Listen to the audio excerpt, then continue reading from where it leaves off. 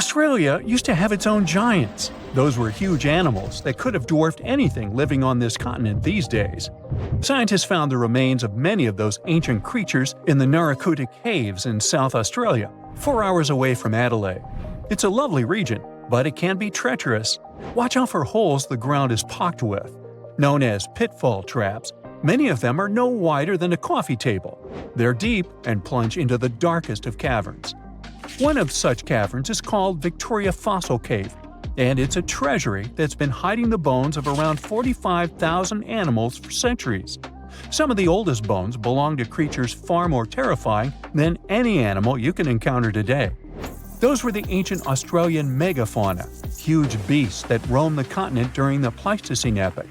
During those, there were giant snakes, huge flightless birds, wombat-like creatures the size of a rhinoceros, and many others. One of the largest examples of the Australian megafauna scientists have discovered so far is the Diprotodon. That giant herbivorous creature was 10 feet long and 6.5 feet tall, and weighed more than 6,000 pounds, about as much as a small Asian elephant. Even though this terrifying beast didn't eat meat, it could have smashed other animals with its sheer weight. Scientists have found the remains of hundreds of such creatures all over Australia, so it's safe to say that no other animal from that time or in that location was larger than this giant. Despite its creepy appearance, the Diprotodon was a relative to the modern-day wombat, and those are known to sometimes pounce humans. The Diprotodon had toes that pointed inward and were well suited for digging burrows. On the other hand, Diprotodon was a giant, and it was unlikely that it used to do so. It was likely a trait it had inherited from its smaller burrowing ancestors, or it could have used its claws to search for roots. This theory is supported by the fact that the animal's pouch was facing backward. It prevented any dirt from collecting inside while the creature was digging. Since this animal was so big, it didn't have to worry much about predators. Up until 60,000 years ago, when the first humans appeared on the continent, full-grown Diprotodons only had to look out for creatures like the Quinkana. Measuring in at a whopping 20 feet long, the Quinkana was a land crocodile. It lived in Australia from around 20 million to 40,000 years ago. It disappeared along with most other mega creatures of the last ice age. It's thought to be the result of the first humans coming to the continent. Even though the Quinkana was extremely fast and dangerous, it was possible that this creature got outcompeted by human hunters who took all available prey.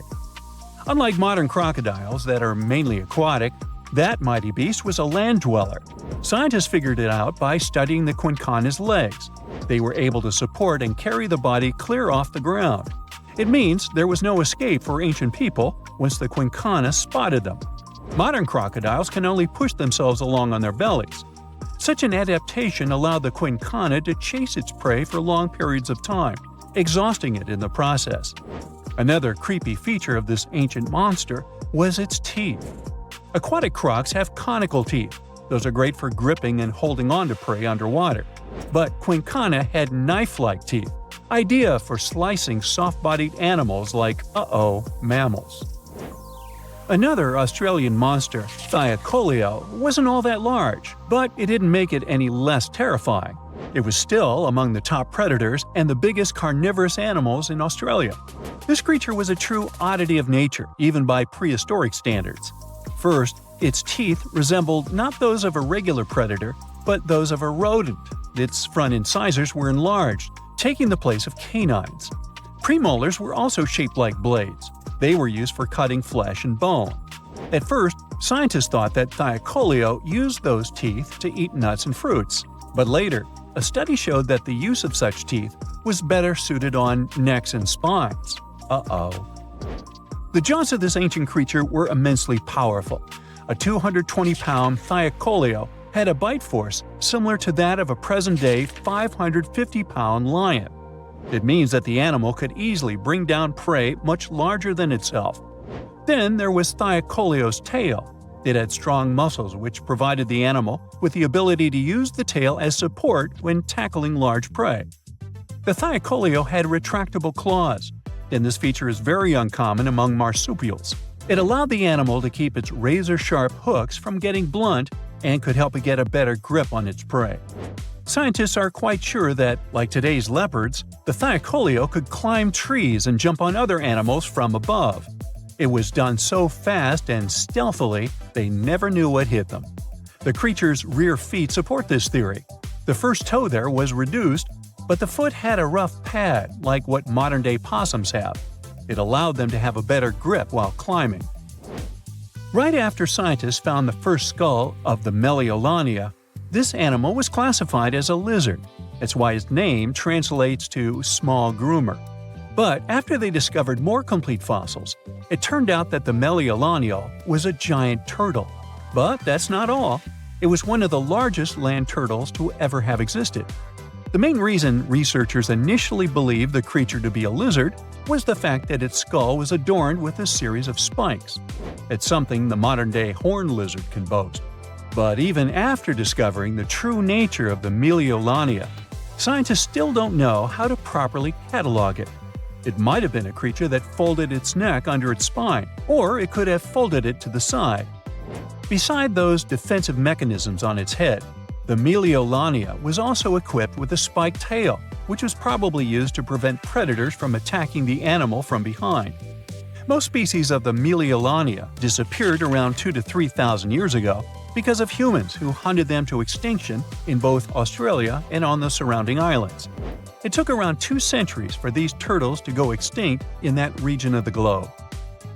The Megalania was a giant Australian lizard that existed at the end of the Pleistocene epoch. It looked like a Komodo dragon and the Australian monitor lizard, which are both believed to be Megalania's closest living relatives. Fossils tell us that the ancient animal was anywhere from 15 to 26 feet in length. Ow! The youngest fossil remains of this ancient Australian monitor lizard date back to about 50,000 years ago. The first indigenous settlers must have encountered Megalania, which led to the lizard's extinction. Originally, scientists thought that the Megalania was the only member of the genus Megalania, but these days it belongs to the genus Varanus, which means that the prehistoric creature is closely related to other Australian monitor lizards. Our next giant creature on our list was once dubbed an ostrich on steroids. I mean, look at it. It was the last of the thunderbirds to go extinct in Australia. The Genyornis lived on the continent at the same time as early humans. They might have coexisted for 15,000 years or so before the huge bird eventually disappeared. This theory has some proof. The bird's fossils found along with human artifacts. Some cave paintings also depict flightless birds similar to the Genyornis in size and shape. Although it wasn't the largest bird in Australia, the goose-like creature was still as tall as a grown-up man and weighed around 550 pounds. Even a modern-day ostrich can be dangerous if it feels threatened. Imagine meeting its giant prehistoric relative. Scientists are still arguing about its diet. Many believe the creature was an herbivore, but there's still a chance that the Genyornis was a partial scavenger. Its small, stubby wings and powerful hoof-like legs hint that the bird could have been a plant eater. But its huge beak and exceptionally deep lower jaw evoke suspicion. Such features are highly unusual in birds. Now, we as human beings have faced all sorts of challenges: ice ages, tough diseases, squabbles over real estate, and so on. But let's try to go way back to 400 million years ago, to the times when our oceans were ruled by sea creatures and the lands barely had any animals on them. Do you think you'd be able to survive there? We're talking about the Devonian period. It started around 400 million years ago and lasted really long, about 60 million years. It's named after Devon, England, where scientists first studied rocks from this time. The world was quite different then. Our planet featured 3 continents: a gigantic supercontinent, Gondwana, down south, a smaller one called Siberia up north, and another medium-sized one called Laurasia to the east. These landmasses were moving around and crashing into each other, making big mountains. Now, imagine if your time machine broke down and you ended up in this ancient world. You're now in a world where the land is pretty much a barren wasteland. You are surrounded by basic plants like mosses and ferns. This is the early Devonian period. There were no trees yet, but moss was everywhere. And wow, that's a lot of water!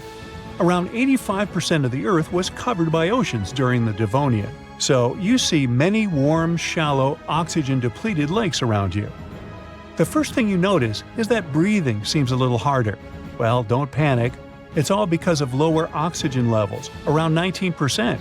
It's still enough to ignite fire, and trust me, you'll need one, but prepare to feel a bit dizzy. Luckily, there are no huge predators to run away from, but you'll probably have to do a lot of swimming. Alright, at least the weather seems pretty nice, warm and steady. If you keep traveling, you'll notice that the land seems almost limitless. That's because we're on Gondwana, the biggest supercontinent of them all. Since the tectonic plates don't move around much, there are barely any mountains around, and the Earth actually feels flat. Well, not totally flat.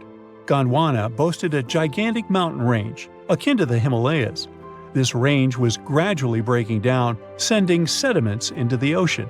Those sediments would provide nutrients that help marine life thrive. In any case, it really feels like a whole different planet. The landscape around you looks like something out of Mars, if it had water. The only question is, where is all the life? Underwater, of course. There's a reason why Devonian is called the Age of Fishes. Now, to be fair, it wasn't all fish. The conditions were perfect for certain early marine life to develop important things, like lungs. Some even gained the ability to crawl out of the water and onto land for short periods. So, if you spot a tiny lizard-like creature around the coast, don't step on it. It's your great-great-great-great-great-grandparent. Well, it's not like you'd be able to really step on it. Remember the guy from the evolution meme with a funny crocodile-like head? His name is Tiktaalik. As you can guess, it was one of the first creatures linking fish to land. And although it might look friendly, it actually has a 9-foot-long body and very sharp teeth. And yes, it can crawl. So if you notice a huge lizard, better find a hiding spot. You'll start seeing more of those Tiktaaliks and four-legged animals in general by the Middle Devonian. But let's risk our lives for a moment and dive underwater. What do we have here? Welcome to Subnautica, Earth Virgin. While the land looks very primitive, marine life is incredibly diverse. We have corals, sponge-like creatures, sea lilies, shellfish that resemble clams, and more. The oceans are filled with various critters that look fascinating and potentially dangerous.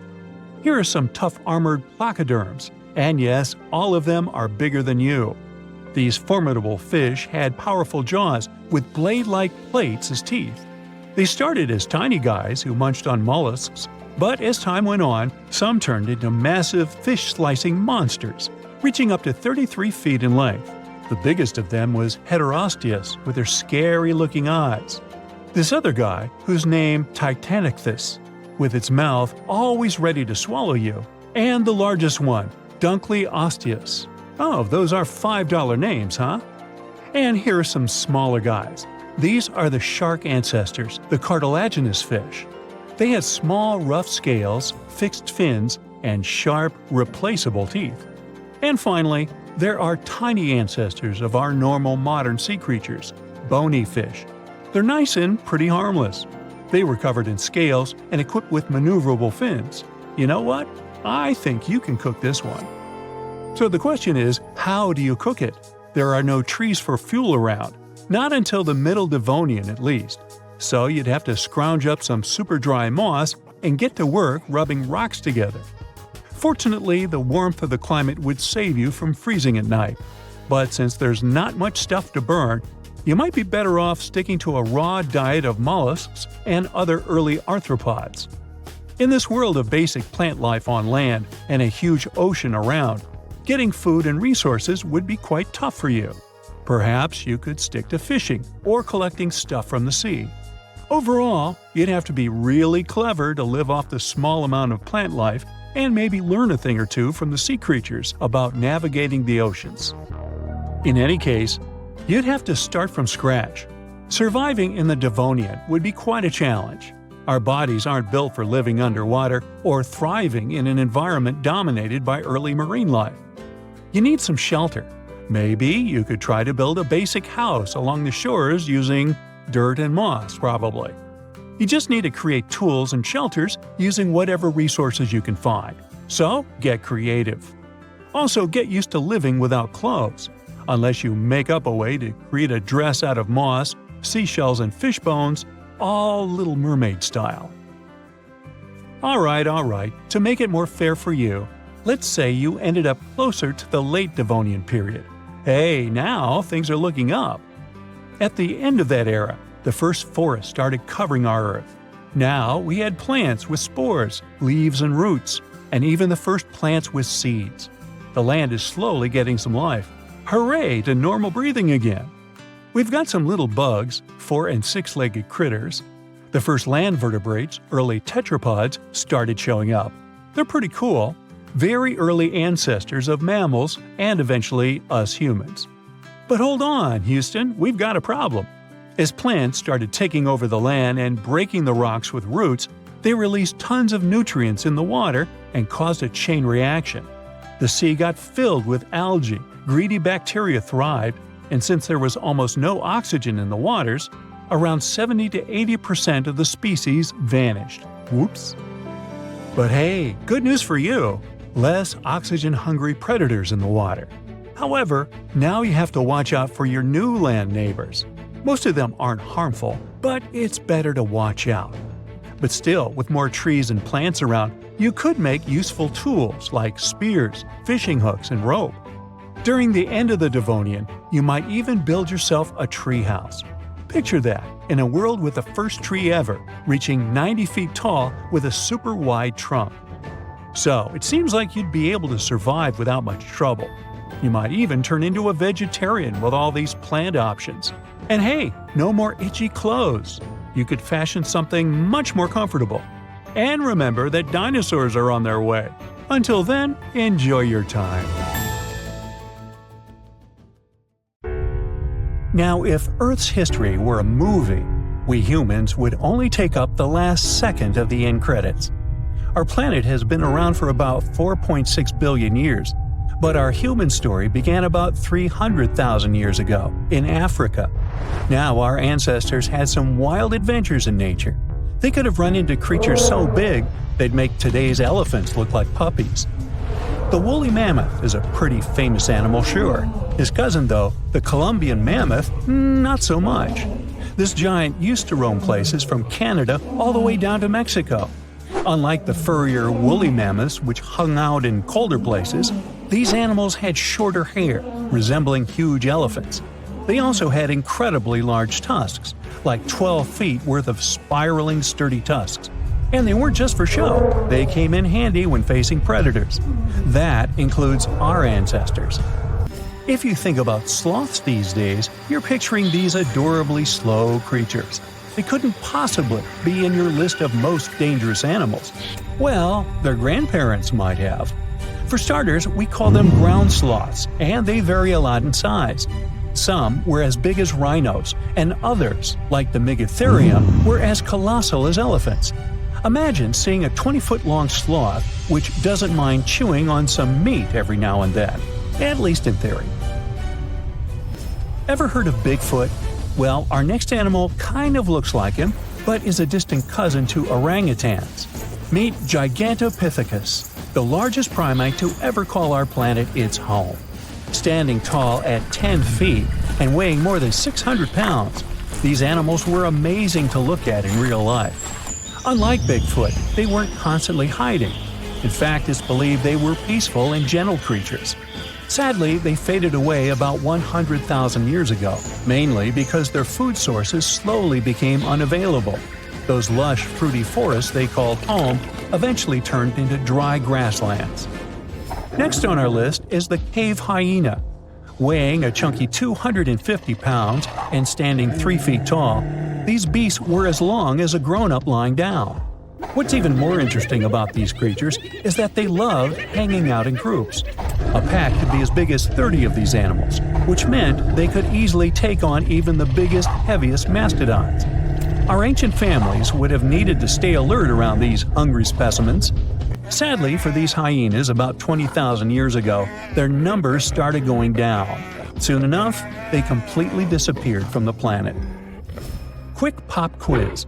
What's called a tiger but isn't really one? It's the saber-toothed tiger. I mean, sure, they belong to the feline family, but they aren't technically tigers. First appearing around 42 million years ago, in July, I think. Many of their kind were gone before we even showed up. However, early Americans might have bumped into a couple of specimens from this group. If that really happened, it would have been quite the encounter. Think of the biggest wild lion today or the hefty Siberian tiger. These big cats also had some incredible features hidden in their fur. They were good at sneaking around, hiding, and pouncing on mammoths bigger than themselves. Their bite wasn't that strong, but they could open their jaws wide, like twice as much as a lion. And although their teeth were a bit on the weak side, they had buff forearms to pin down their dinner, giving those big fangs a purpose. Not the kind of kitty you'd want to play with. Dire wolves made their debut about 250,000 years ago. They were like the gray wolves we know today, but a lot stronger. While wolves these days stretch out to about 6 feet and tip the scales at 170 pounds max, dire wolves were about 5 feet and about 150 pounds. Found all over North and South America, they had admirable jaws, biting nearly a third harder than their modern counterparts. Also, their favorite snack was horses. But just like many other majestic beasts of the past, they faded away around 10,000 years ago. Now, names can be deceiving. Take the American lion, for example. It's not really a lion, it's more of a panther's big cousin.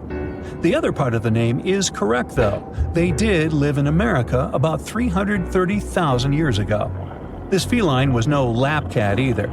They were at the top of the wildcat pyramid, weighing a colossal 772 pounds. That's like stacking 4 grown men on a scale. Even the mighty African lion would look a tad bit shy beside these beasts. With the muscle to take down a bison, you wouldn't want to accidentally interrupt their dinner. They parted ways with this planet around 11,000 years ago, right after the last ice age. Now, down in Australia, about 50,000 years ago, I wasn't around then, there lurked a relative of the Komodo dragon, the Megalania. Experts love to have debates on how big it was. Some say it stretched out to 23 feet. Others think it was just about 11 feet long. Either way, they were basically mega-sized Komodo dragons with a dangerous bite. If you think bears are already big and fluffy now, let's introduce the short-faced bear. While this big creature stood on its hind legs, it towered at 14 feet. With long limbs, they could outrun today's bears, hitting speeds up to 40 miles per hour. These ultra bears sadly disappeared around 11,600 years ago. Now imagine a crocodile. Okay, imagine that same crocodile, only supersized, with sporty legs, doing its thing in Australia about 1.6 million years ago. Well, say hello to the Quinkana. These crocs were extremely large, reaching 23 feet. And no, they weren't lazy river loungers. These creatures really love spending time on land. They evolved to have strong legs for their chases and razor-sharp teeth designed for slicing, not gripping. When did we stop sharing beaches with them? About 40,000 years ago. The name elephant bird might not sound familiar, but try to picture a bird that stood tall, as high as a basketball hoop at 10 feet, and weighed as much as a small car, 1,500 pounds. Their eggs were equally huge, like 150 chicken eggs bundled up into one. Now, as amazing as these birds sound, there's a lot we still don't know about them. They're hard to study, as most extinct animals are. Still, some recent studies have given us some clues. Scientists have been examining ancient molecules from their fossilized eggshells. It's an awesome piece of evidence, since these birdie shells were thick, preserving precious DNA inside. Plus, there are tons of these eggshell fragments sprinkled all over Madagascar's beaches. Because of these findings, we now know these birds were herbivores and loved eating leaves and seeds. We also know the tiny kiwi bird is its closest living relative. Now, dodos were these amazing birds we also used to share the planet with. They're like distant cousins to ancient pigeons. To give you some perspective, imagine a chunky bird weighing about 50 pounds. Similar to chickens, turkeys, and ostriches, dodos were also the types of birds that couldn't fly. Their wings were small, and they had the muscle strength of, well, a wet noodle. Now, you might have heard the word dodo used as a name for creatures that aren't that bright. Don't get confused, though, by this name. These birds were in fact intelligent. Scientists were able to figure that out by studying their fossils. It turns out that they were good at smelling stuff, unlike most birds that are all about the visuals. These creatures aren't around for us to study anymore, but that might change. One evolutionary biologist is on a mission to fully understand these amazing ancient birds. On that note, she revealed that the dodo's DNA has been completely sequenced. There are even talks about potentially bringing dodos back to life. They would make a nice addition to the lovely beaches of Mauritius, the place they used to call home many, many years ago.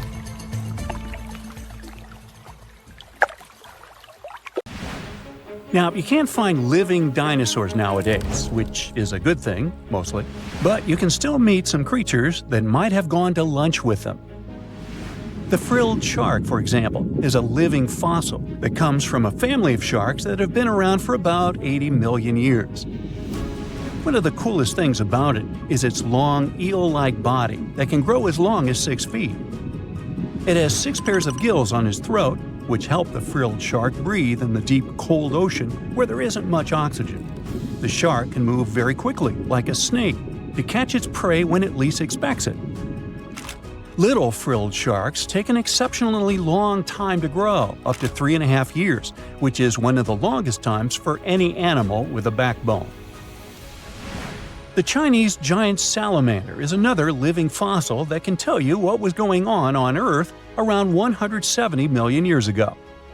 Now, when I say tell, I really mean it, as it can make sounds like hisses, whistles, and barks, and even a noise that sounds like a crying kid. The biggest Chinese salamander found so far weighed 130 pounds, as heavy as 2 Dalmatians, and was almost 6 feet long. Giant salamanders like to be alone. Hey, I want to be alone. And will chase away other salamanders from their space, except when it's time to start a family. During the day, they hide and sleep under rocks. They can make a special substance from their skin that keeps predators away. Now, gharials are reptiles that have been around for about 38 million years. They live in India and Nepal in slow-moving, muddy rivers. Sadly, there are very few gharials left in the wild, less than 100. These creatures can't control their body temperature, so they need to sunbathe to get warm or cool down in the water if they get too hot.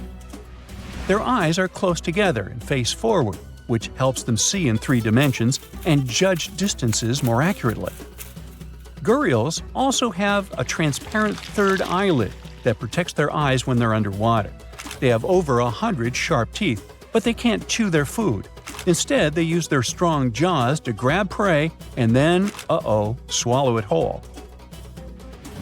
The alligator gar is a fish that has a family history of more than 100 million years. It still has some cool features from ancient times, like being able to breathe both air and water.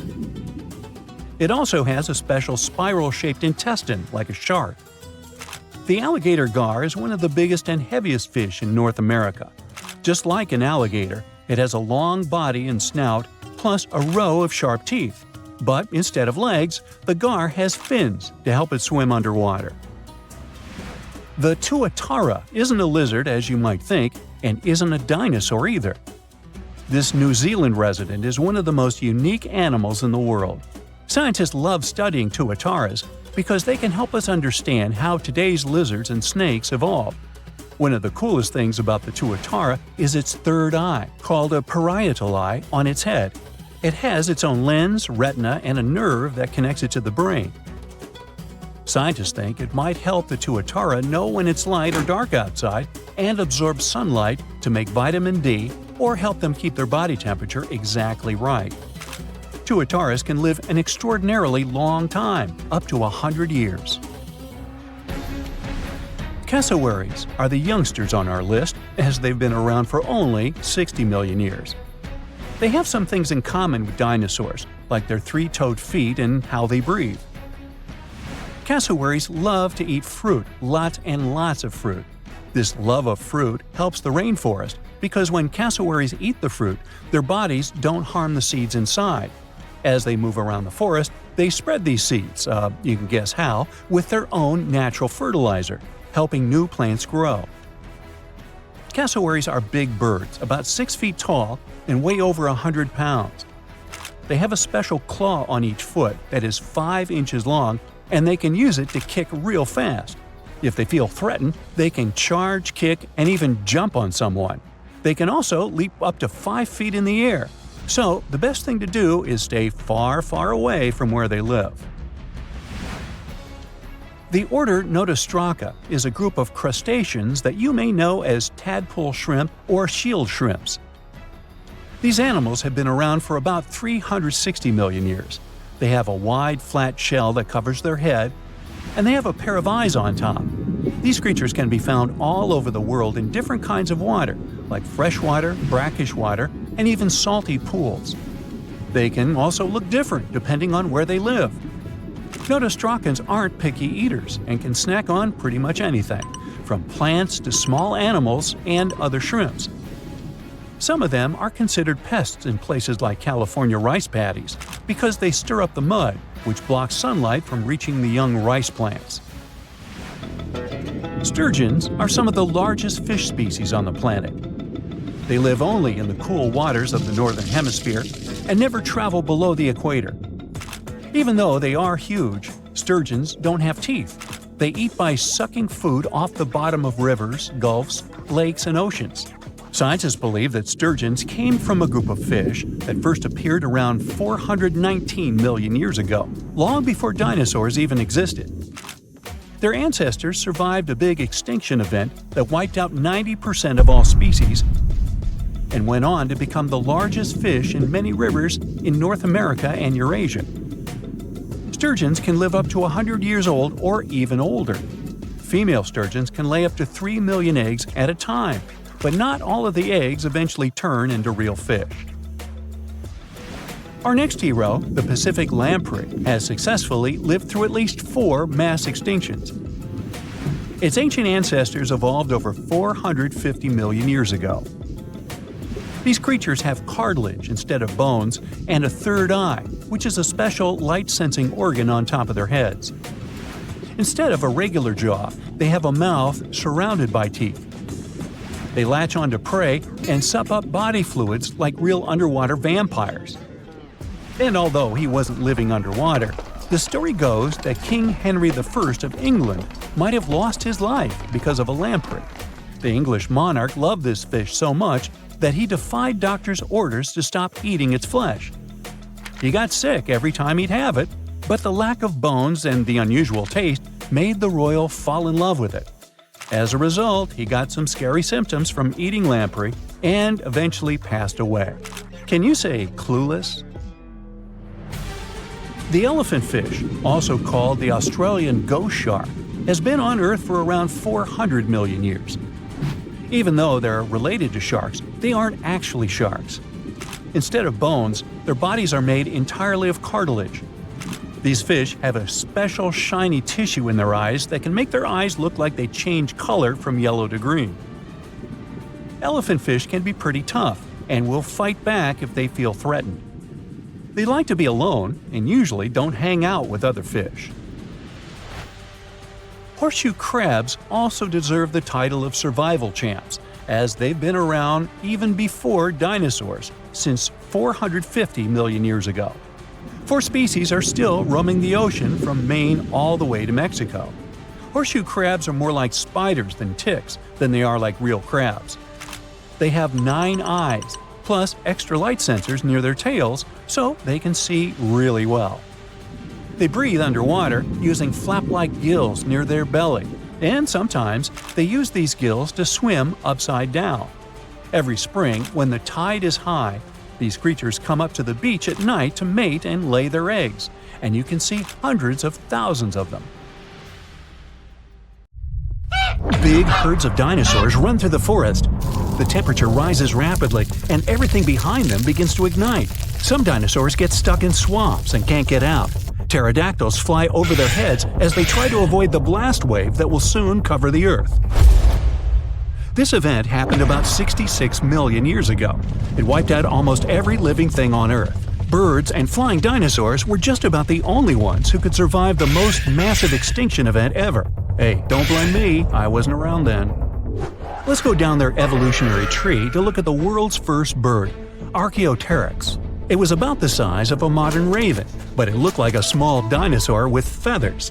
It had many small conical teeth, almost like alligators. It's because Archaeopteryx was closer to reptiles than to birds. However, its brain was 3 times larger than that of these reptiles. Although it had wings with feathers, it could hardly fly like modern birds. Its shoulder joints didn't allow it to lift its wings above its back, so it couldn't make a full wing beat. Most likely, Archaeopteryx was capable of gliding flights with small wing flaps. Evolution has led to more evolved species capable of full flight. Pterodactyls. These guys had no feathers, but membranes made of skin and muscle. Its wingspan was about the length of a human leg. It could fly perfectly and catch fish and small animals. Although flying dinosaurs could easily outrun terrestrial predators like velociraptors and T-Rexes, most of them didn't make it through the impact of a giant meteorite. Let's look at this event step by step to see how they got to our time. 10 minutes before the meteorite crash. A massive rock about the size of Manhattan Island is moving towards Earth in space. It weighs 460 trillion tons. That's like 3 trillion blue whales, the heaviest mammals that ever lived on Earth, and it's approaching our planet at 12 miles per second. At that speed, it could cross the Atlantic Ocean in just 4.5 minutes. That's twice as fast as our modern spacecraft could fly. 5 seconds before the meteorite crash. Ooh, this is getting tense. The Earth's gravitational force continues to pull the giant meteorite. It blows a hole in our atmosphere and creates a popping sound so loud you could hear it on the other side of our planet. All the animals on our planet wake up in a panic. They lift their heads up and see a huge rock that begins to burn through the air. Smaller fragments start to break away from the main meteorite. This fire is so bright that it shines almost like the sun. Flying dinosaurs and other ancestors of modern birds are the first to sense danger. They make a beeline to the sky and try to fly as far away from the impact site as possible to save their lives. The moment of impact. The colossal mass and velocity of the meteorite give it an enormous amount of energy. As soon as it touches the Earth, it causes an explosion of 150 trillion tons of TNT. The blast wave literally rips out chunks of our planet and throws them up. A huge wall of energy begins to move from the point of impact in all directions. It snatches the trees out with their roots and pushes them to the ground like dominoes. The shockwave completely wraps around our planet. This energy turns into heat. Everything around the impact site begins to ignite. Green jungles and trees turn into smoldering charcoal in seconds. The ground and rocks simply evaporate. The collision caused a massive earthquake. Some dinosaurs may have fallen into cracks that appeared in the ground. A strong earthquake caused a tsunami, with waves higher than the Empire State Building. Dinosaurs that weren't trapped in the burning forest were washed away by the enormous waves. The dinosaurs of North America tried to escape by running to the north, but the blast wave inevitably catches up with them. Flying dinosaurs have no problem with earthquakes or tsunamis. They fly high enough to avoid the giant waves, but they will have to contend with continuously falling meteorite debris. 5 minutes after the meteorite crash. A meteor shower of giant rock fragments continues to fall to Earth. Some meteorites were the size of a car, others were more like a large building.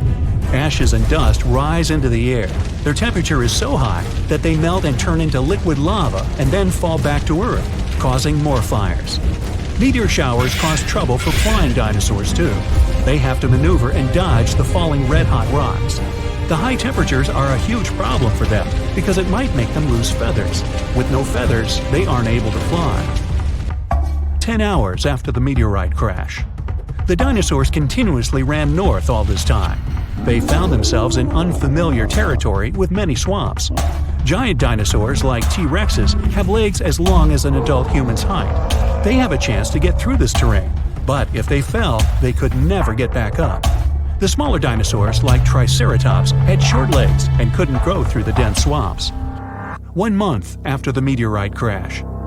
15 trillion tons of ash were ejected into our atmosphere. A dark cloud blocked the sun, and the Earth was immersed in complete darkness. Surviving plants couldn't feed on the sun's energy and stopped producing oxygen. Surviving dinosaurs could hardly breathe because of the lack of air and a large amount of dust. The lack of sunshine in the sky made phytoplankton disappear. Many marine animals were left without their only source of food. The dust and ashes in the atmosphere prevent our planet from getting heat from the sun, and the temperature here is beginning to drop. The place where the meteorite fell was rich in sulfur. This toxic acid evaporated at the time of the impact and formed in clouds. Now there are acid rains on Earth. Flying dinosaurs now have to hide from these rains. They have to stay in caves and can't go outside to get some food. So far, a large number of terrestrial and flying dinosaurs have survived. They come out to see the aftermath of the disaster. The site of the impact was in present-day Mexico, the Yucatan Peninsula. The Chicxulub crater is located here. It's about 93 miles wide, like half of all of Lake Michigan, and it's 12 miles deep. You could plunge the whole Mount Everest in there, and there would still be 6.5 miles of available space. It wasn't the impact itself that made the dinosaurs disappear.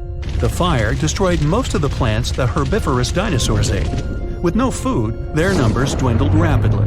Predatory dinosaurs had nothing to eat either. Acid rain and the disappearance of phytoplankton threatened all marine life. Even though birds managed to avoid the blast waves and tsunami, they were short of food too. About 80% of all birds didn't make it to the end of the extinction event.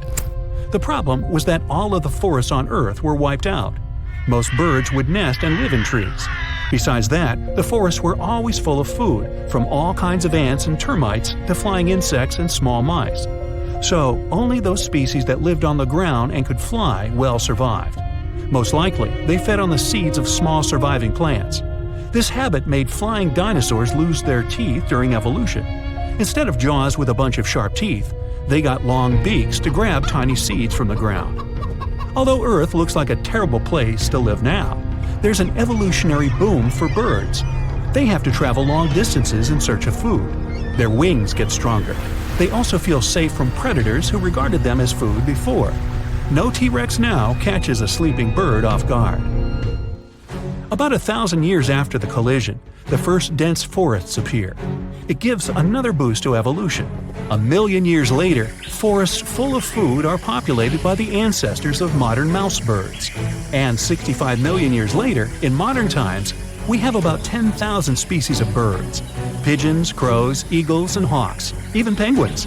These are all descendants of the dinosaurs. But there were other survivors. Some alligator and crocodile ancestors were able to adapt to changing conditions. About 80% of turtle species managed to survive the mass extinction, and now their descendants live among us. Snakes and lizards were also able to wait out the hard times in their burrows. Even some mammals, like monotremes, survived. This hedgehog-sized animal was able to continue to evolve. Many millions of years later, these mammals evolved into primates, which later gave life to modern humans. Much later came the iPhone. Now, our planet has gone through 5 mass extinctions. One of them was so bad, it wiped out over 95% of life forms on our planet. Scientists think they might have found the culprit: volcanoes. Scientists took some ancient rocks from a dozen global locations and found elevated levels of mercury, which was released by volcanoes millions of years ago. This points to volcanic eruptions as the probable cause of the Permian-Triassic extinction event. The mercury didn't just come from rocks, it was from the atmosphere. This means that when the volcanoes erupted, they released this poisonous gas into the air. They produced about 720,000 cubic miles of ash, vastly more than the infamous eruption of Mount St. Helens. The gas left a trace that marks one of history's most significant catastrophes, setting the stage for the age of dinosaurs. These eruptions most likely released mercury by igniting large coal deposits. Shallower waters showed mercury spikes right at the extinction's main horizon, while deeper sections recorded spikes tens of thousands of years earlier. This could mean that the effects of the volcanic activity and the extinction it triggered varied across different ocean depths. That means that the extinction was prolonged and complex. It not only caused significant climate warming at the time, but also led to some other toxic events, like acid rain, which made the situation even worse for plants and animals. Although few things have made it from the Permian period to the present day, we can get an idea of what the world was like back then from the fossils found in eastern Kansas. Now, 252 million years ago, the Earth was thriving. The Earth's continents were coming together to form the supercontinent Pangaea. The land was mostly dry, and the Earth looked like a harsh, arid desert, vast stretches of land with minimal water sources. The climate varied from scorching summers to frigid winters. There were some plants here and there, mostly conifers, large ferns, and primitive mosses in places with more water. The Earth was dominated by dinosaur-like creatures like pelycosaurs or therapsids, often called mammal-like reptiles. There was also the fierce Diprotodon, with its awesome snail-like spine. These three were the top predators of their time. Smaller reptiles and amphibians also populated the landscape, alongside burgeoning insects like beetles and dragonflies, which thrived during that dry time. But all the interesting stuff mostly happened in shallow tropical seas. Marine environments were bustling with life: rich coral reefs, shellfish called brachiopods, animals known as bryozoans, and large single-cell fusilinids, which kind of look like they're covered in moss. Small funny ammonoids were quite popular as well, often hanging out in the oceans alongside brachiopods, bony fish, and sharks. Creepy trilobites, ancient marine creatures that first appeared 500 million years ago in the Cambrian period, but then persisted up to the Permian period. Trilobites were very diverse, active predators to scavengers or plankton eaters. However, almost all these beautiful creatures were about to disappear during the Permian-Triassic extinction. Now, this extinction was truly ruthless. More than two-thirds of amphibian and reptile species disappeared, and nearly one-third of all insect species were wiped out. Usually, the insects are resilient survivors, which shows how catastrophic this event was. Among these extinct animals was the terrifying Meganeuropsis, a giant dragonfly with a wingspan of nearly 2.5 feet, once found in central Kansas near Elmo. This place is famous for its rich collection of Permian insect fossils, including ancient crickets and cockroaches. For a while, it was a mystery what exactly happened. Theories range from a massive asteroid strike and natural pollutants choking the oceans of oxygen, to dust clouds, to cosmic volcanic eruptions blocking the sun and cooling the planet. There was evidence for each of these scenarios, but the recent discovery points to the volcanoes theory after all. There's also a possibility that the reason wasn't just the volcanoes. NASA-funded researchers have recently uncovered what might be the fingerprints of this ancient perpetrator, or at least one of its accomplices. By investigating rocks around the globe, they've found evidence pointing to a massive asteroid strike as a possible culprit. They found unusual molecules shaped like soccer balls, known as fullerenes. These molecules contain rare gases that usually come from space. This suggests that an enormous space rock, perhaps as large as Mount Everest, crashed into the Earth, contributing to extinction. There seems like there might have been a series of catastrophic events. The volcanoes were spewing vast quantities of lava and gas that altered the climate, Pangaea was forming and disrupting weather and ocean patterns, and an asteroid decided to join in as the cherry on top. Lucky for us, nature is super persistent and always finds its way to be reborn. This just proves how resilient the Earth is. Now, what's interesting is this wasn't the only time that happened. The late Devonian extinction, which happened around 360 million years ago, is also tied to volcanic activity. Volcanic eruptions and the proliferation of land plants could have altered the nutrients flowing into the oceans. The Triassic-Jurassic extinction, which happened around 200 million years ago, a bit before the dinosaurs, might have also been a result of a volcanoes plus asteroid impact combo. And finally, about 66 million years ago, the last dramatic shift happened on Earth. Our planet went from the age of dinosaurs to the age of mammals. This momentous change is known as the KPG extinction. Just like the Permian extinction, it was a sudden event that ushered in new forms of life. And, once again, there are two major theories about what happened. The most popular theory tells us that the dinosaurs disappeared because of a massive asteroid. The Chicxulub meteorite smashed into present-day southern Mexico, creating the Chicxulub crater. The meteor was about 6 miles wide and hurtling towards Earth at incredible speeds. The impact was so powerful that it vaporized everything nearby instantly and released more energy than any other event in a billion years. The aftermath was catastrophic. Earthquakes shook the continents, and the ground itself heaved like a stormy sea. As the dust thrown up by the asteroid settled, it fell back to Earth like rain, heating up the atmosphere so much that forests worldwide burst into flames. Not far behind was a gigantic tsunami, stirred up by the ocean floor's upheaval, which swamped coastlines near the Gulf of Mexico. Not all dinosaurs perished immediately. In places like New Zealand, some dinosaur populations survived initially. However, a dark, ash-filled sky eventually covered the globe, blocking out the sun and plunging the world into cold and darkness. The long-term effect of the asteroid is what really sealed the fate for dinosaurs. Without sunlight, the food chain collapsed rapidly. Herbivores slowly disappeared, followed by the carnivores that depended on them, and the ash settling back to the Earth exacerbated the environmental upheaval, with fluctuating temperatures making survival tough. But there's another theory that says that, like with the Permian extinction, the asteroid was just the cherry on top. The dinosaur extinction was inevitable because of the volcanoes. Around 1 million years before the dinosaurs' demise, massive volcanic activity began under where India is today. This event created the Deccan Traps, a vast plateau formed from layers of lava that covered an area as large as France. For hundreds of thousands of years, these volcanoes spewed sulfur dioxide and carbon dioxide into the atmosphere. This turned the skies dark and the rain acidic, poisoning food sources and turning oceans into toxic baths. These changes were gradual but relentless, stressing ecosystems, breaking food chains, and leading to a slow but steady decline in many species, including the dinosaurs.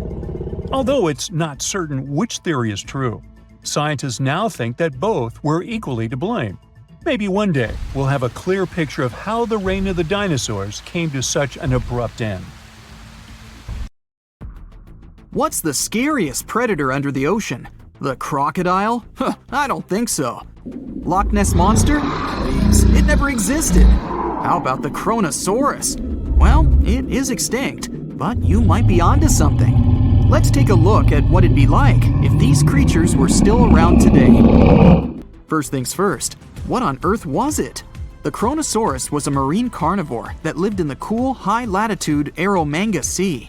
It covered vast areas of inland Australia between 90 and 120 million years ago, during the early Cretaceous period. Near-complete fossils of the creature were also found near Colombia, which is a country that has a noted connection to prehistoric reptiles and turtles. This fact makes it extremely possible that the monster I'm about to describe existed worldwide. You might have heard saurus and thought, oh, it's a dinosaur. But these were actually reptiles. They were the largest member of the Plesiosauridae family, referred to as plesiosaurs. Fossil evidence suggests they weighed over 20,000 pounds and were roughly 30 feet in length. Just to put that in perspective, the longest crocodile ever measured was a saltwater crocodile by the name of Lolong from the Philippines. It was 20 feet in length and weighed just under 2,500 pounds. And that's still 10 feet shorter and incredibly lighter than the average Kronosaurus, making the crocodile seem like nothing more than a glorified goldfish in comparison. Despite its terrifying length, the most physically daunting feature of the Kronosaurus was its head. Its skull was about 8 feet long, which was actually proportionally large given the size of its body length. Anything that was unfortunate enough to end up inside the Kronosaurus's mouth may have been given false hope. After all, the teeth of the beast weren't actually that sharp. On second thought, I take that back. I wouldn't feel confident around a toothless snake, let alone being inside the mouth of this monster.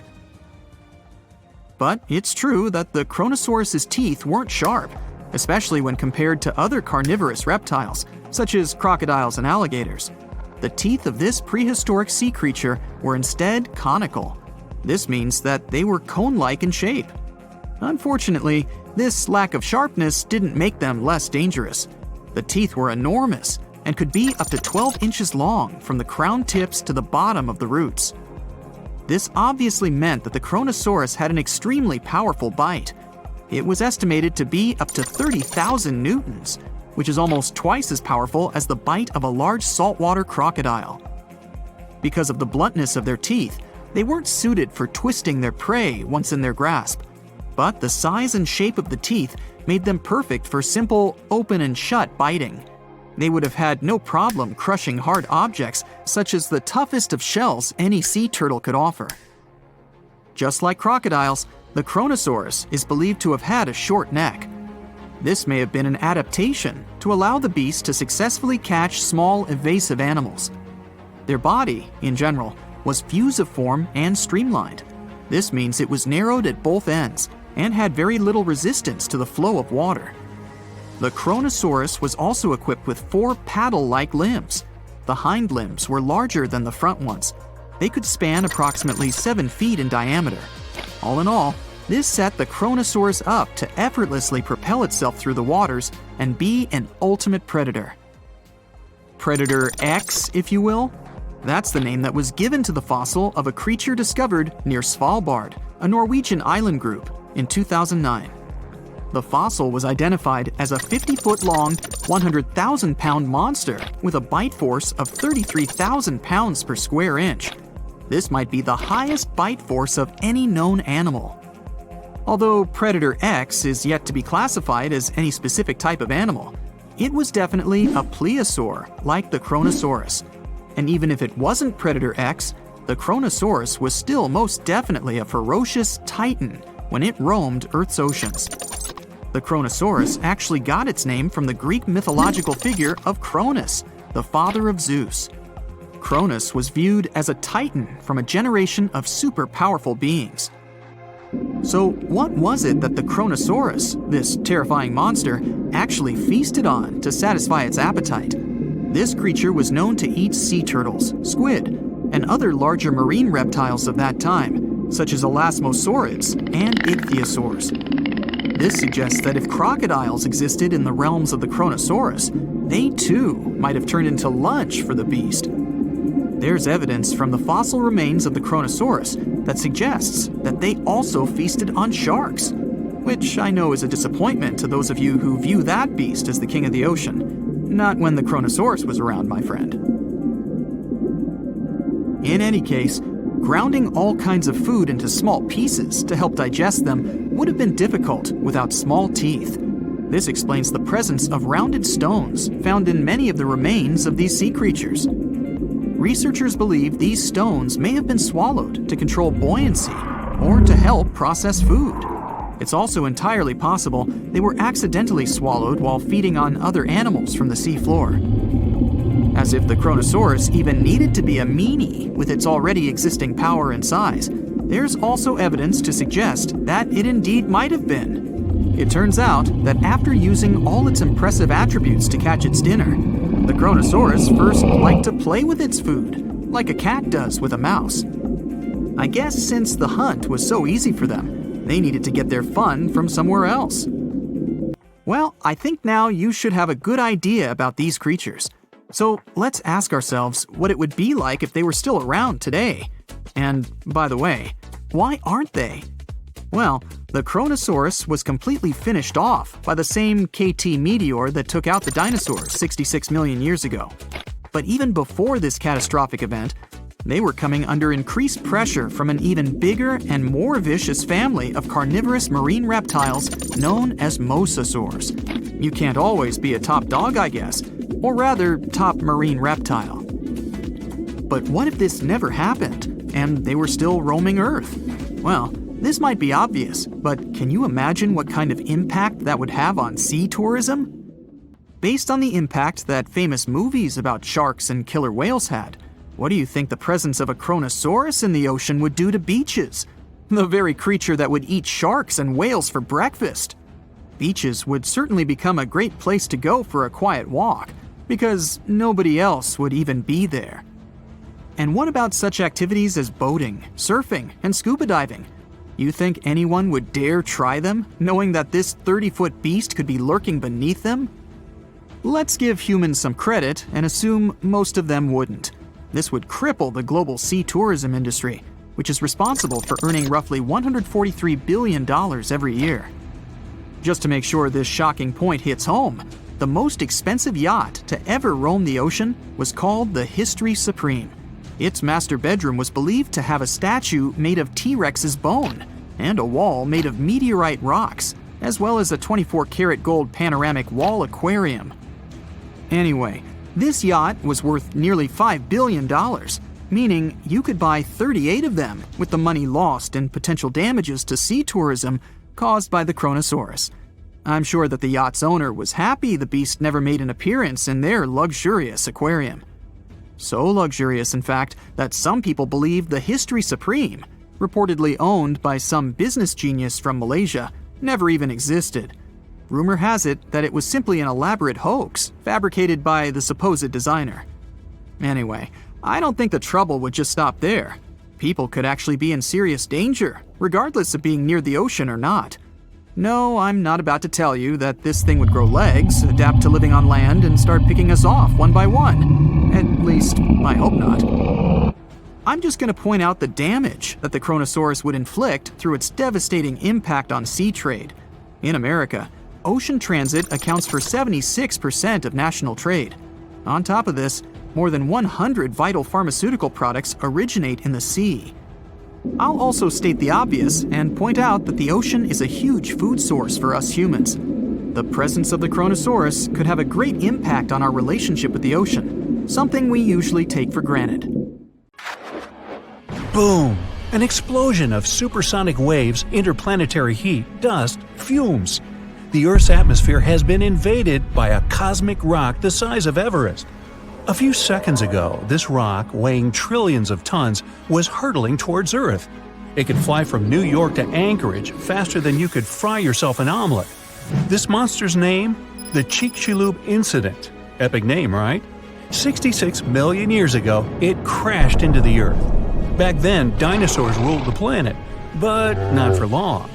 The epic collision took place in modern Mexico, in the Yucatan Peninsula, right near Cancun, where the dinosaurs were vacationing. Well, probably not. Still, the huge space rock hit the ocean, but even all that water couldn't stop the inevitable. The collision caused a huge amount of energy to be released. The horror on a planetary scale had begun. Imagine a mini-sun lighting up the surface of the Earth with tsunamis the height of the Statue of Liberty bursting from the epicenter of the watery impact. Not good.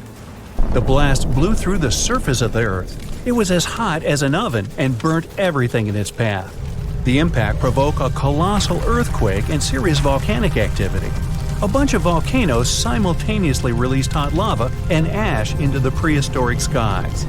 Millions of tons of ash and soot poisoned the air. This formed a huge ash cloud in the atmosphere, which blocked out the sun's rays for several years. The long winter had begun. Only there wasn't any snow falling from the sky, but rain made of sulfuric acid.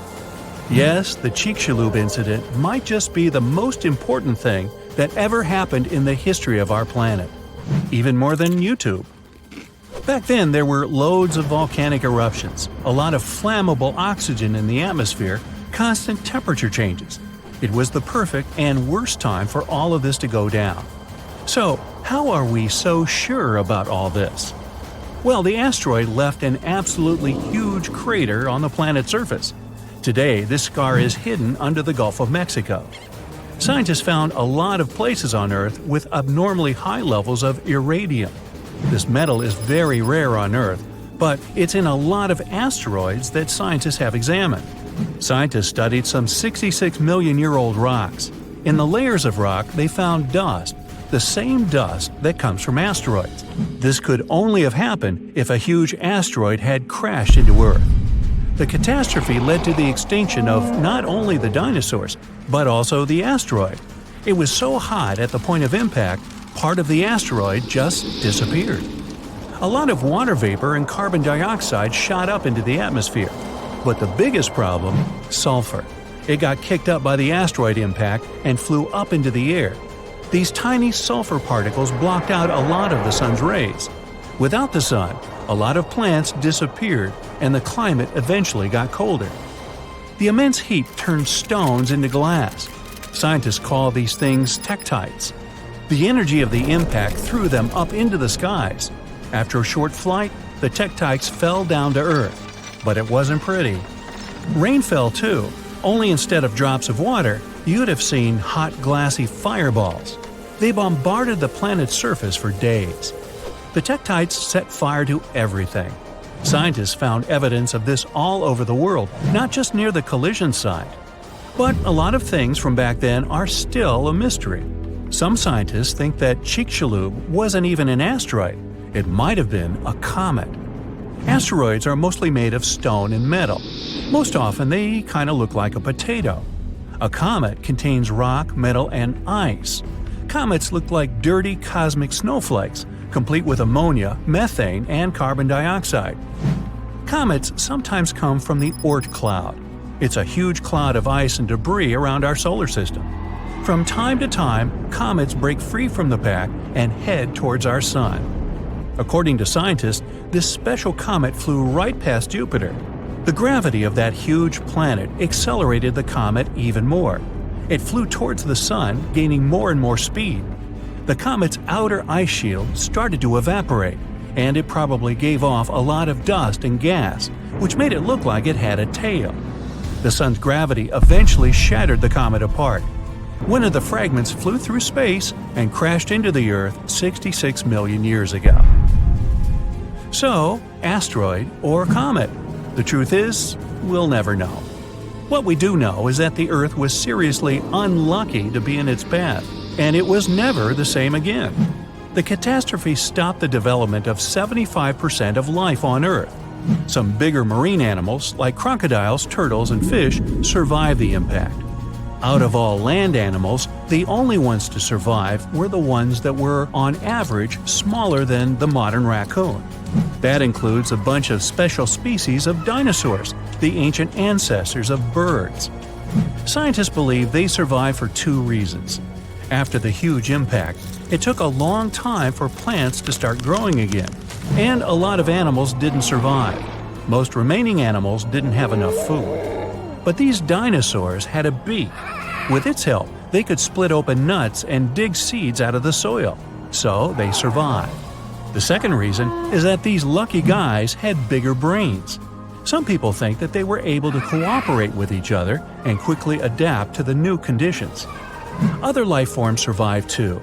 Fungi and mold survived underground and underwater. Gradually, the darkness cleared away, and ferns began to take over the lifeless landscape.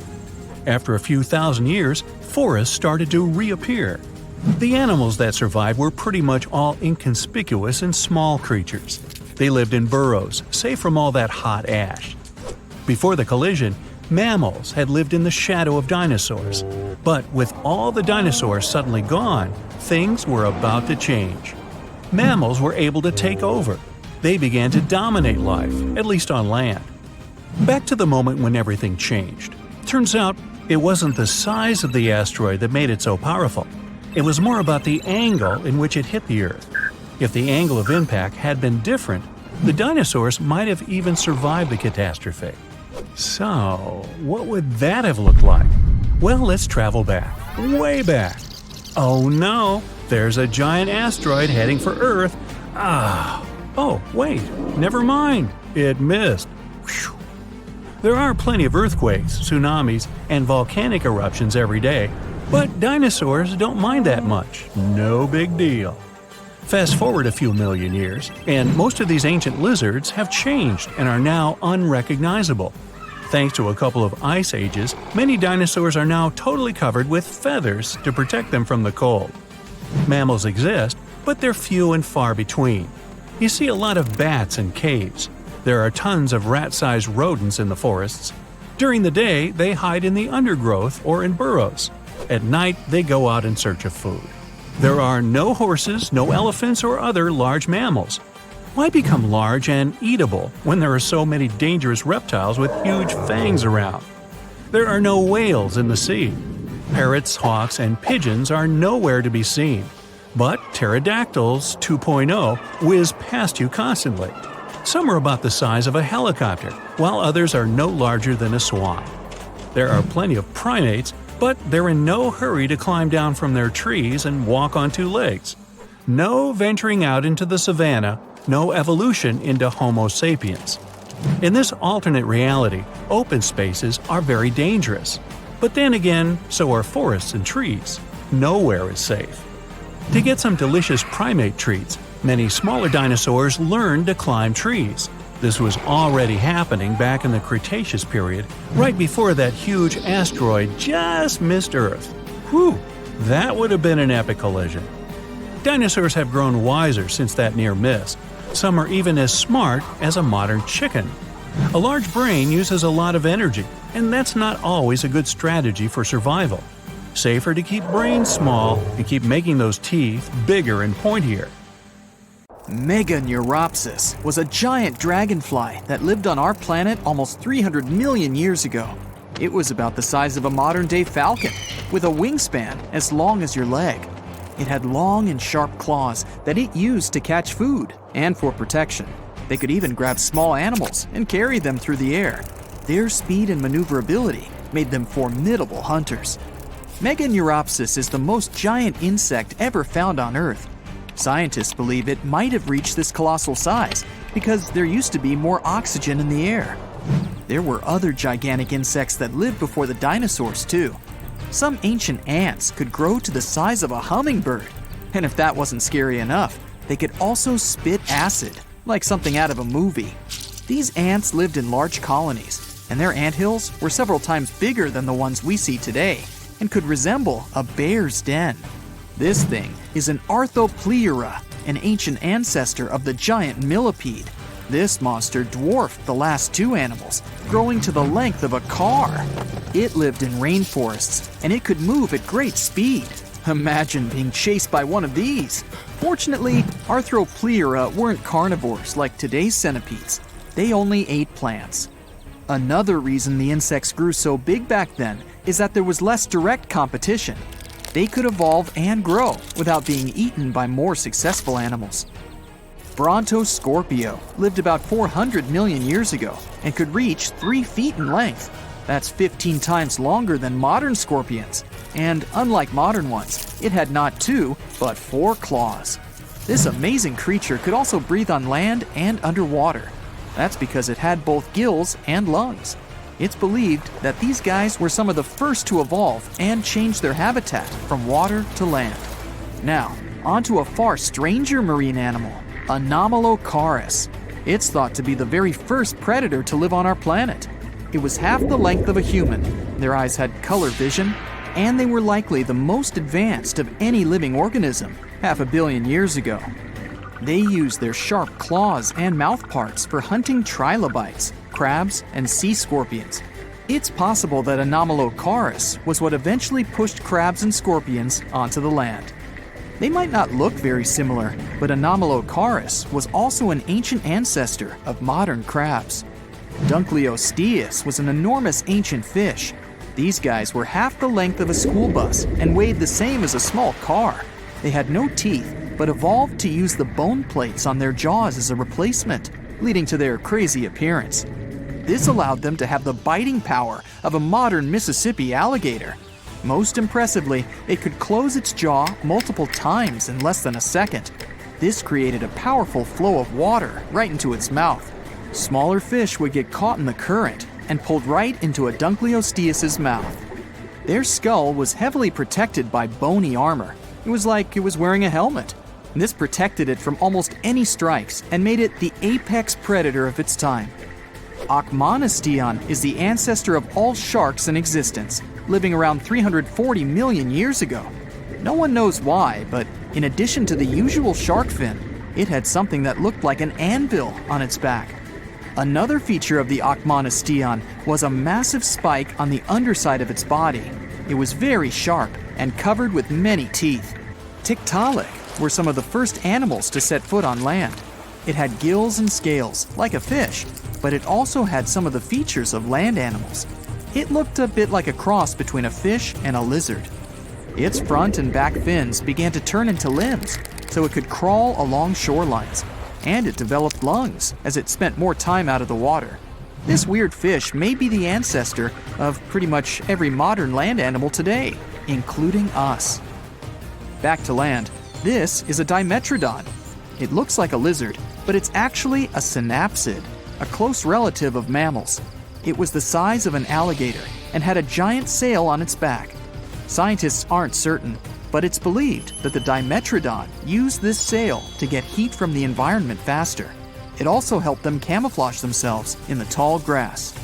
These guys are often confused with dinosaurs, but they disappeared 40 million years before the first dinosaurs appeared. Over time, synapsids evolved into full-fledged mammals, and if we go further down this chain, we'll find out that humans evolved from these guys too. Dinocephalians. The name of these guys literally translates to scary-headed. This is because, in the process of evolution, their skulls became much thicker. These creatures were usually 19 feet long and weighed the same as a car. Some of them had long fangs like a saber-toothed tiger, but these giant lizards were herbivores. That doesn't mean that they were completely peaceful and docile, though. Scientists believe they fought within their species. They smashed their heavy foreheads into each other, like rams do now. Dinocephalians existed at a time when all our continents were still connected in a supercontinent, called Pangaea. Gorgonopsia looked a little like Dinocephalians, only these guys were carnivores. They were about the size of a wolf, but they spent a lot of time in water too. They usually lived on coastlines and could dive into the sea looking for food. They were also the first predators that could run fast. This is one reason why Gorgonopsia ruled the world about 265 million years ago. Later, these species mysteriously disappeared, leaving the dinosaurs to dominate the Earth. The cause of the mass extinction about 240 million years ago is unknown, but the second event that caused the extinction of 95% of all living organisms on Earth was a giant meteorite. The oldest tree remains are 385 million years old. Archaeologists found them inside a rock, where there were traces of the roots of many species of trees. These ancient trees evolved and began to turn the carbon dioxide in the air into oxygen. Gradually, they created the atmosphere we have now. This is the oldest winged insect in the world, Rhyniognathus. It's about 400 million years old, and there's still debate about the way it lived. Supposedly, it fed on plants, but it also might have eaten other animals. The oldest species of millipede is Pneumodesmus pneumani. It may have been the first living organism to breathe on the barren earth around 400 million years ago. This little guy was only as long as a seed, but we only have one fossil, so they might have grown a bit bigger. Pneumodesmus might be a distant relative of all the millipedes and centipedes that exist today. The farther we go back in time, the more bizarre the living organisms look. 480 million years ago, Agirocassis coasted through the ocean. For its time, it was the largest animal on the planet, reaching 6.6 feet in length. Fortunately for other sea creatures, it wasn't a scary hunter. It ate the same way that the blue whale does today, swallowing loads of water so it could catch all the tiny things living in it. Dickinsonia lived 550 million years ago. These floating ovals varied a lot in size. Some could be the size of a fingernail, while other species were as big as a kitchen plate. The largest Dickinsonia may have been as wide as a stingray. These animals are so primitive that they didn't even have a skeleton. Some scientists thought it wasn't even an animal, but a fungus. But that was later disproven. Charnia was another animal that scientists originally thought was a plant. They believed that it was just the leaf of something like a fern. They realized that it was an animal when it was found that Charnia lived deep underwater, where photosynthesis is impossible. These guys swam near the bottom of the sea and fed on nutrients from the water. Instead of a traditional digestive system, these things had filters. They ran water through them to catch food in it, like the Agirocassis. The first living organism is thought to have appeared about 4.2 billion years ago. When the oceans first formed, they were filled with things needed for life to exist. Under high temperatures, this matter began to interact and join together, forming the first living organism. This is why we look for planets with liquid water. We know life on Earth started with water, so many people believe that water is the most important factor in the origin of life. Dinosaurs are some of the most fascinating creatures to have ever walked Earth. It's a shame that we won't be able to have Jurassic Park, where we can see some of the coolest creatures come to life. But we are actually living with some creatures that are just as old as dinosaurs, such as crocodiles and sharks. They haven't changed much since they appeared millions of years ago. But most dinos didn't make it when the asteroid struck Earth. In a way, the asteroid was a giant reset button for the planet. After hitting Earth, this space traveler wiped out almost every living thing. The sky was covered with ash, which blocked out sun rays. That meant that plants couldn't grow, and this made a lot of herbivores, really hungry. As a result, they had to change their diet and adapt to the new changes. This forced some of those dinosaurs to take on a new path in life, turning into some modern animals we know today. If the asteroid had changed its course just a bit, then dinosaurs would have remained the dominant species. So, what would have happened if dinosaurs had stuck around? Well, first of all, evolution would have played out differently for them. Maybe during those millions of years, humans would not have evolved to be on top of the food chain. Imagine a world where dinosaurs still existed today. If dinosaurs had evolved as humans did, then we'd have to compete with them. There were multiple species of humans, but Homo sapiens, also known as us, prevailed. A humanoid dino, or dinoid, would be something strange. First of all, they would look different, more reptilian than us. Our brain sizes would differ, and they would be physically bigger and stronger. Putting a human and a dinoid side by side would be interesting. First of all, dinoids would have scales as opposed to human skin, and their teeth would be sharper. They would probably not have 5 fingers on each hand, and their nails would be sharp claws. Also, we don't know what they would sound like, but they'd possibly be guttural like crocodiles. Dinosaurs had very good vision compared to mammals, so it's possible we'd see dinoids with large eyes. The population of Earth has reached a staggering 8 billion people, and we've changed our environment to suit our needs. With that said, if dinoids were the dominant creatures, then the environment would be suited for them. Speaking of physical features, scientists predicted what dinoids would look like if they had evolved into intelligent creatures that walked upright and had opposable thumbs. These wiggly thumbs are important for evolution, since they helped humans start using tools for defending themselves and hunting. The creature may not look like the ideal reptile, and its appearance might not be flattering. But if dinosaurs had evolved, then these creatures could be your classmate or colleague at work. Not all dinosaurs were alike, as their fossils have shown. Some were gigantic, while others resembled any modern-day animal. The biggest land-walking dinosaur was the titanosaur, although the measurements are only rough estimates based on fossilized bones. It's estimated that the dino was around 122 feet long and lived between 100 to 95 million years ago. It was so massive that its weight was equivalent to 18 modern-day elephants. There were dinosaurs all over the world in different time eras, climates, and landscapes. However, only a handful were known as giants. But though they excelled in body size, they lacked in brain size.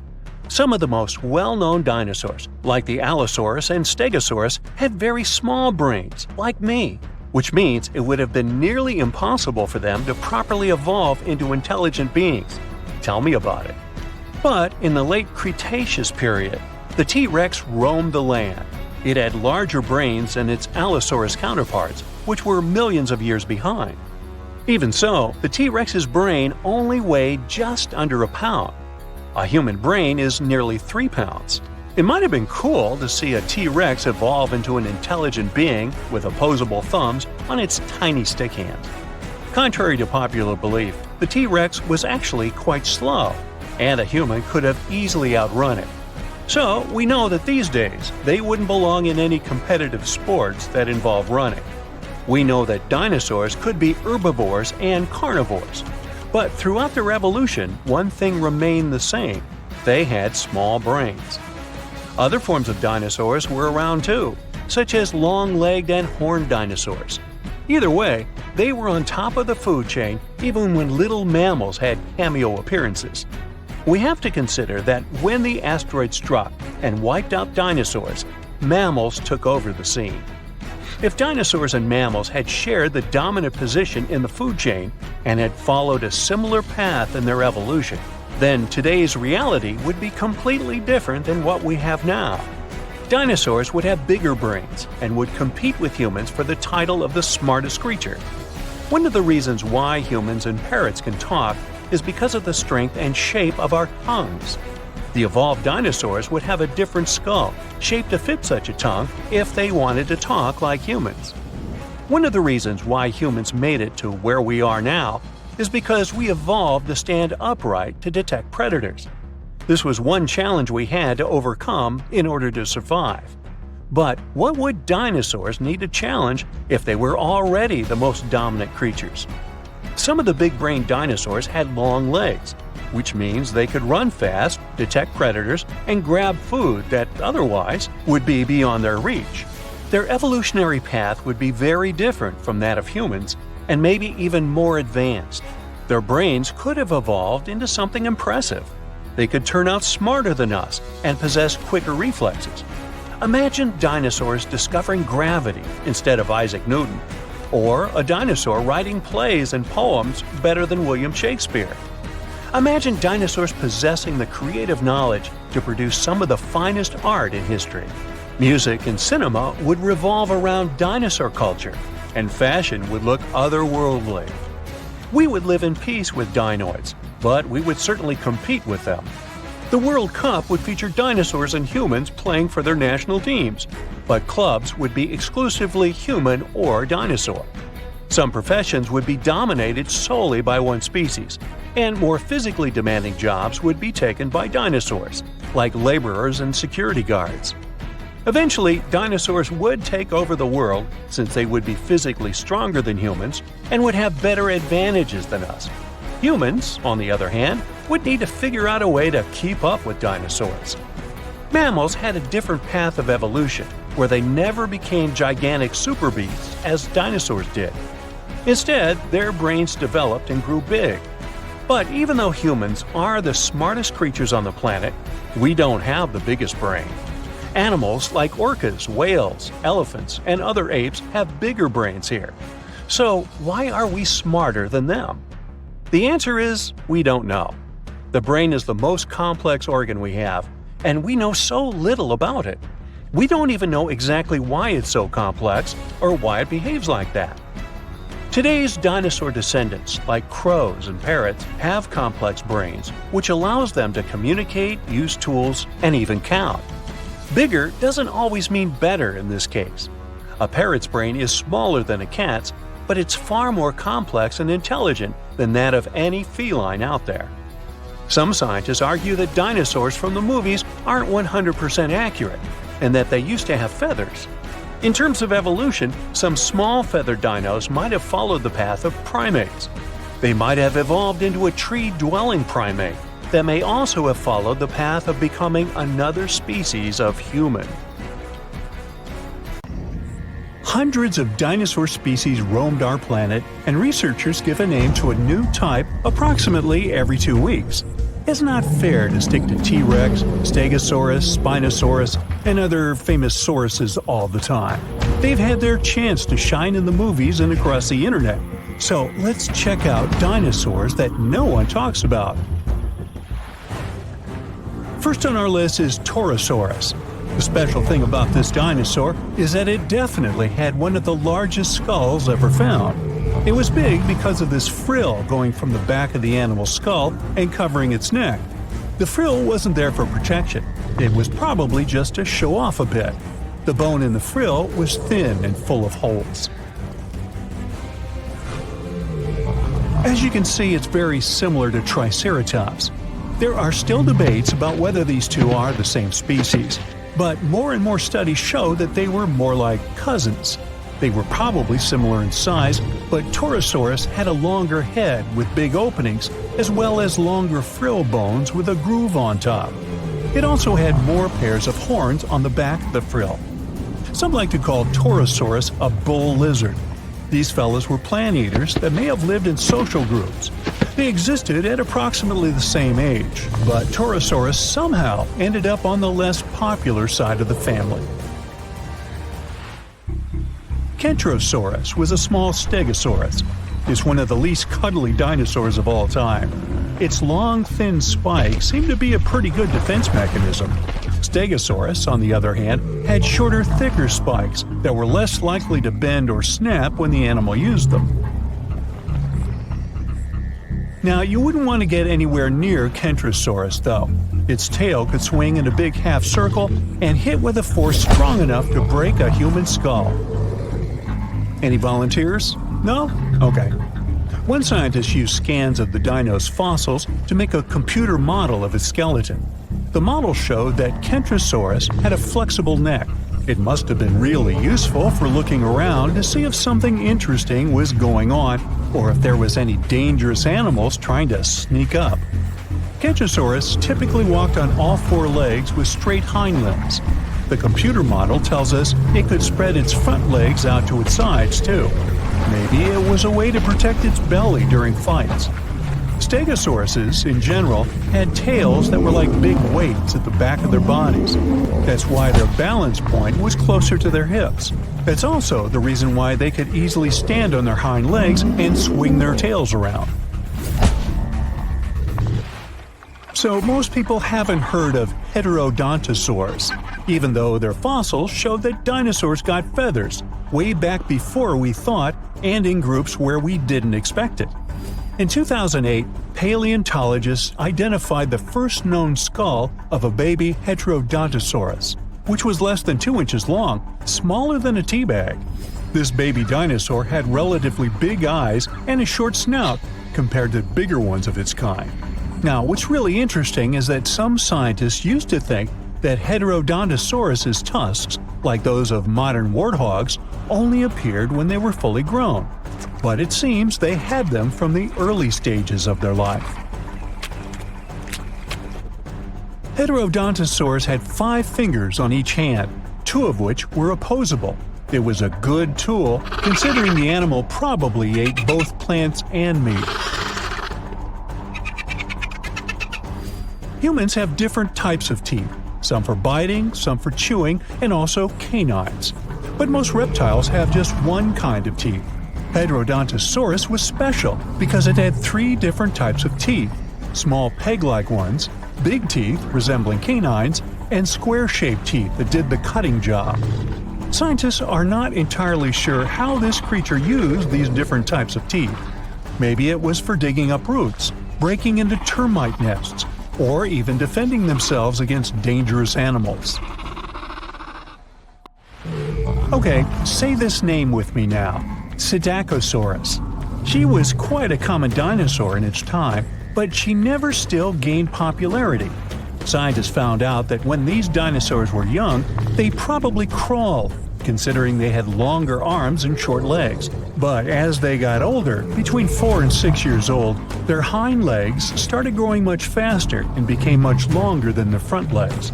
So, later in life, they likely didn't move on all 4s anymore, but walked on 2 legs. Inside the stomach of one of these creatures, scientists found pebbles. This shows the animals either had a hard time digesting what it ate, or it didn't chew its food very well.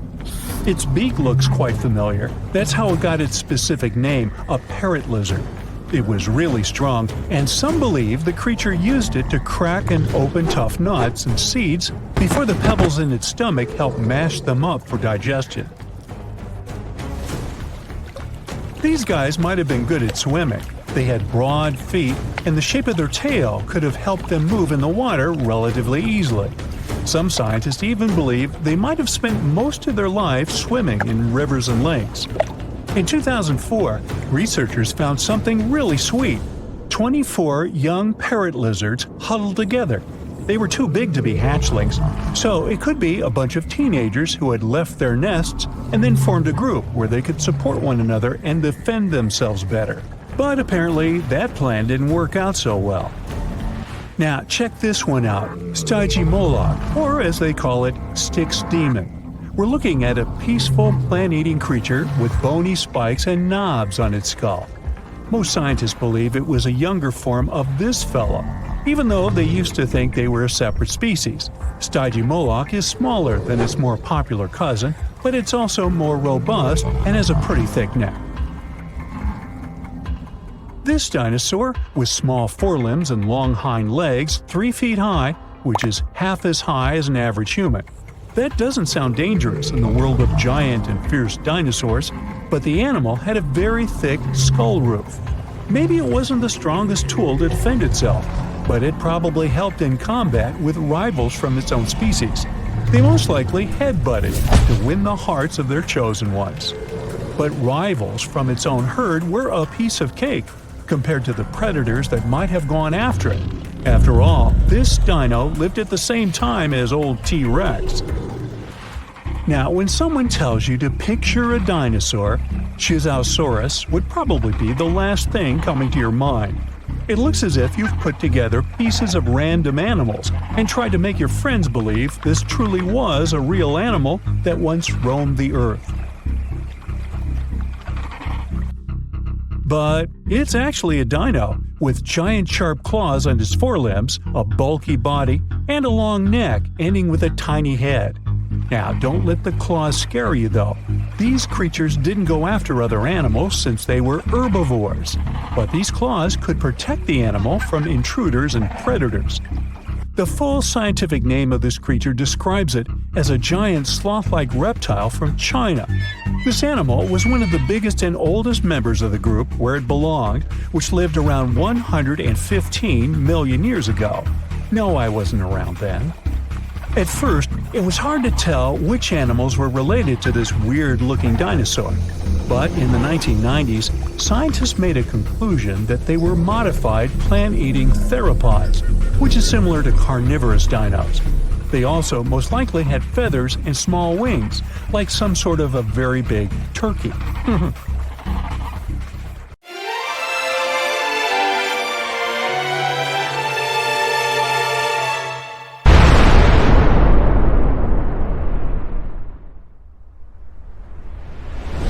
From tiny critters to colossal creatures, all animals are trying to escape from a wall of fire moving in their direction.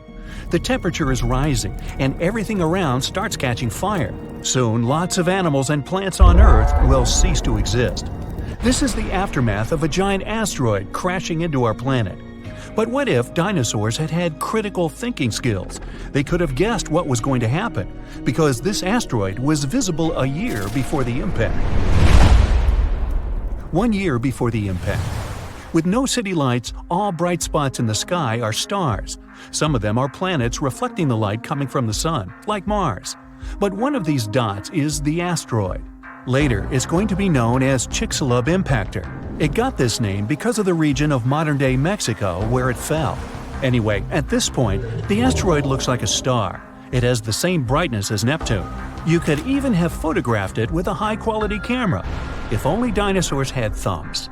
The impactor is now passing through Jupiter's orbit. From this distance, Earth looks like a pale blue dot. 1 month before impact. The asteroid has become much brighter. It's now the most brilliant spot in the night sky after the moon. The asteroid crosses the orbit of Mars. Its tail, consisting of dust and gas, is getting longer and longer. It's now as long as 2 times the distance from Earth to the moon. 1 week before the impact. The intruder's tail is now 5 times the distance from the Earth to the moon, but the dinosaurs can't appreciate its beauty. To them, it's just another bright dot in the night sky. If this asteroid were flying toward Earth right now, scientists could pinpoint the exact location of its impact within a mile. Then we would evacuate people from the impact area and avoid a major catastrophe. 1 day before the impact. The Chicxulub Impactor now holds first place among the brightest objects in the sky. The light surrounding it, called a halo, seems even bigger than the moon itself. The asteroid is now passing through the moon's orbit. It looks like a bright spot that leaves an ashy trail behind it. 1 hour before the impact. The light from the Chicxulub Impactor is brighter than the full moon, and its movement can be seen with the unaided eye. Nights on Earth aren't dark anymore. Only now, dinosaurs begin to feel anxious. All animals on Earth start to seek shelter. 10 minutes before the impact. The asteroid is now passing through Earth's orbit. Thousands of small fragments from its tail begin to fall on the planet. It looks like a meteor shower. So far, these fragments are too small. They all burn up in the atmosphere before reaching the surface of the planet. The asteroid is approaching South America. If someone was looking at it from Europe, it looked like a sunset. The bright dot of the Chicxulub impactor is falling behind the horizon. 2 minutes before the impact. Dinosaurs can now easily see the asteroid shape. If they knew how to do it, they could even estimate its size. It's a bit more than 6 miles across, which means it's almost the size of Manhattan Island, and the giant's weight is 15 plus 15 zeros pounds.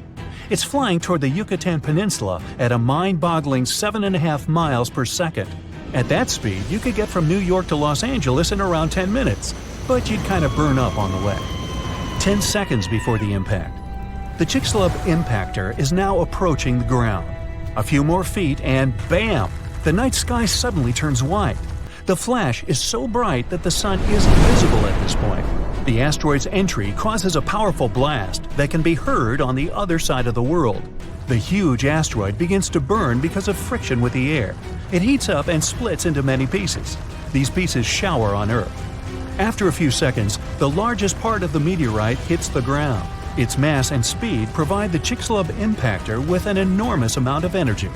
In the next moment, a super-powerful explosion shakes the ground. The blast wave from the meteorite begins to spread out from the impact site. It rips out huge chunks of soil and trees and then pushes them to the ground like dominoes. The temperature of the blast wave is so high that everything around the impact site catches fire. The energy released during the collision also penetrates deep into the planet. This causes the strongest earthquakes in our planet's history. They, in turn, generate tsunami waves as high as the Empire State Building. 5 minutes after the impact, the meteorite leaves behind a huge crater. It's as wide as Lake Huron and deep enough to fit inside 2.5 Mount Everests. Dinosaurs are running around in panic. They try to evacuate toward North America, but most of them don't make it through unfamiliar swampy territories. Another danger is the ongoing meteor shower. Hundreds of tons of ash and debris rise into the air.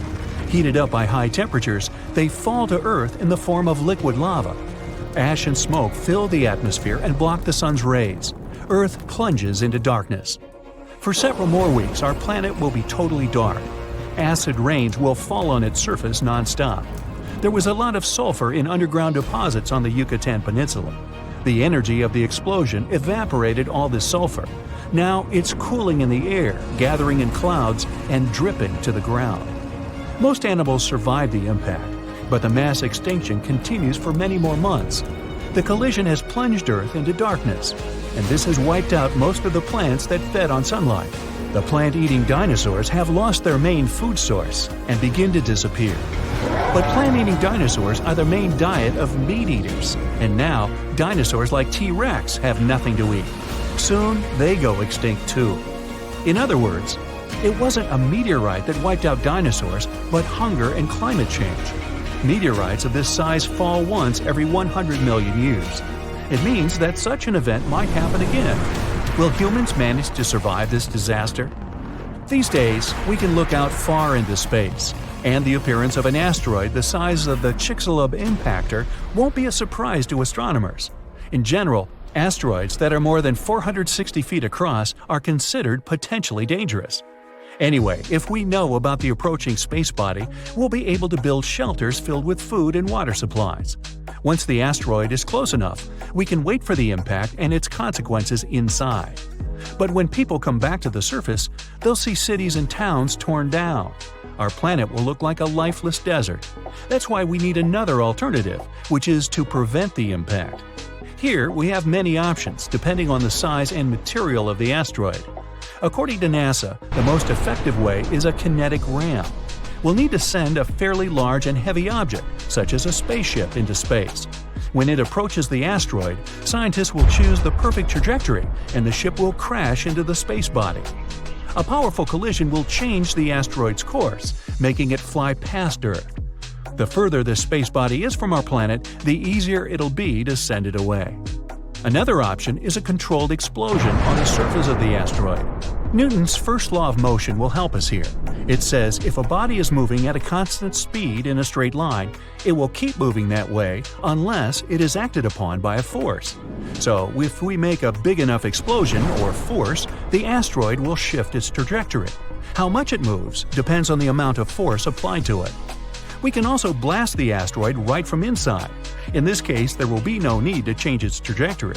Instead, we'll try to turn one huge hunk of rock into a bunch of smaller fragments. They will burn up in the atmosphere and do no harm to our planet. Another way is a gravity tug. Every heavy object has its own gravitational force and gravitational field. Our goal will be to send a spacecraft to the asteroid and make it fly close to the intruder. The asteroid will attract the spaceship, but its engines will resist. As a result, the ship will slowly but surely pull the asteroid toward itself. This method will take much longer, but gradually, the trajectory of the asteroid will change and it won't crash into Earth. Hopefully. We can also use solar power. We can build a spaceship with a system of giant magnifying lenses. Then we'll send that station closer to the Sun. When we spot an asteroid, we'll point the lens in its direction and focus the beam on the space body. The heat from the Sun will cause the asteroid's material to evaporate. Eventually, this will make the intruder change its trajectory. They ruled the planet for over 170 million years and then disappeared. History says it was a huge city-sized asteroid that came from space and hit the land of the Yucatan Peninsula around 66 million years ago. It caused terrible environmental changes, debris in the air blocking the sunlight so the plants couldn't survive. Temperatures on Earth's surface plunged. The animals were struggling to survive until they finally went extinct. At least, that's something many paleontologists believe happened. Now, they found out dinosaurs were about to go extinct even before the asteroid. Their diversity started to go down 10 million years before the asteroid. Older, long-living species didn't evolve enough to adapt to all changes in the environment, such as higher sea levels, massive volcanic activity, cooler periods. Dinosaurs preferred a warm climate because it helped them to keep a stable body temperature. Dinosaurs lived on all 7 continents, even in Antarctica. That's because it wasn't all ice back then. Around 90 million years ago, Antarctica was a swampy rainforest with a warm, pleasant climate. It was even in a different location, only 560 miles from the then South Pole. That was the time of the warmest climate on our planet. The sea level was 560 feet higher than today, and the tropical sea surface could reach temperatures up to 95 degrees. Antarctica still had something like polar night, months without sunlight, but the climate around the South Pole was mild and temperate, with no ice masses. Dinosaurs didn't shed their skin in one long piece like today's reptiles do. Scientists believe they shed it in small pieces, had something like dinosaur fur. There was a dinosaur, Pagomastax, that looked like a cross between a porcupine and a parrot. It had 1-inch long jaws and ate plants. It had a short beak and self-sharpening long teeth. They were like scissors this small dinosaur used to slice up plants. Our modern lion has a mighty bite, but a big and scary T-Rex bites more than 2 times stronger. The king of the dinosaurs has the strongest bite amongst all land animals, 3.5 times stronger than today's record holder, the Australian saltwater crocodile. It also had the longest teeth, almost 10 inches long, the length of an iPad. Most modern animals are either warm-blooded or cold-blooded. Dinosaurs were somewhere in between. Scientists think they mainly were mesotherms, which means the activity of their muscles could warm their bodies, but their body temperature could fluctuate too. Many dinosaurs, such as Triceratops and Stegosaurus, had spikes, plates, horns, crests, or other bizarre structures on their bodies. In the beginning, scientists thought that's for things like defense. They had neither sharp teeth nor hooked claws on the toes to hunt. But soon, they expanded the theory.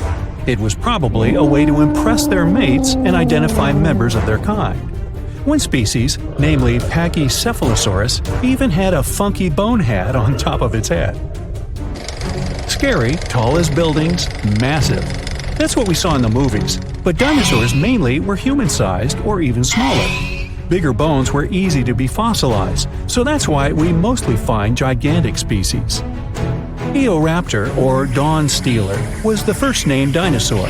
Small and toothy, like me, it got its name because it comes from the dawn of the dinosaur age, the size of a German shepherd, but probably not that friendly.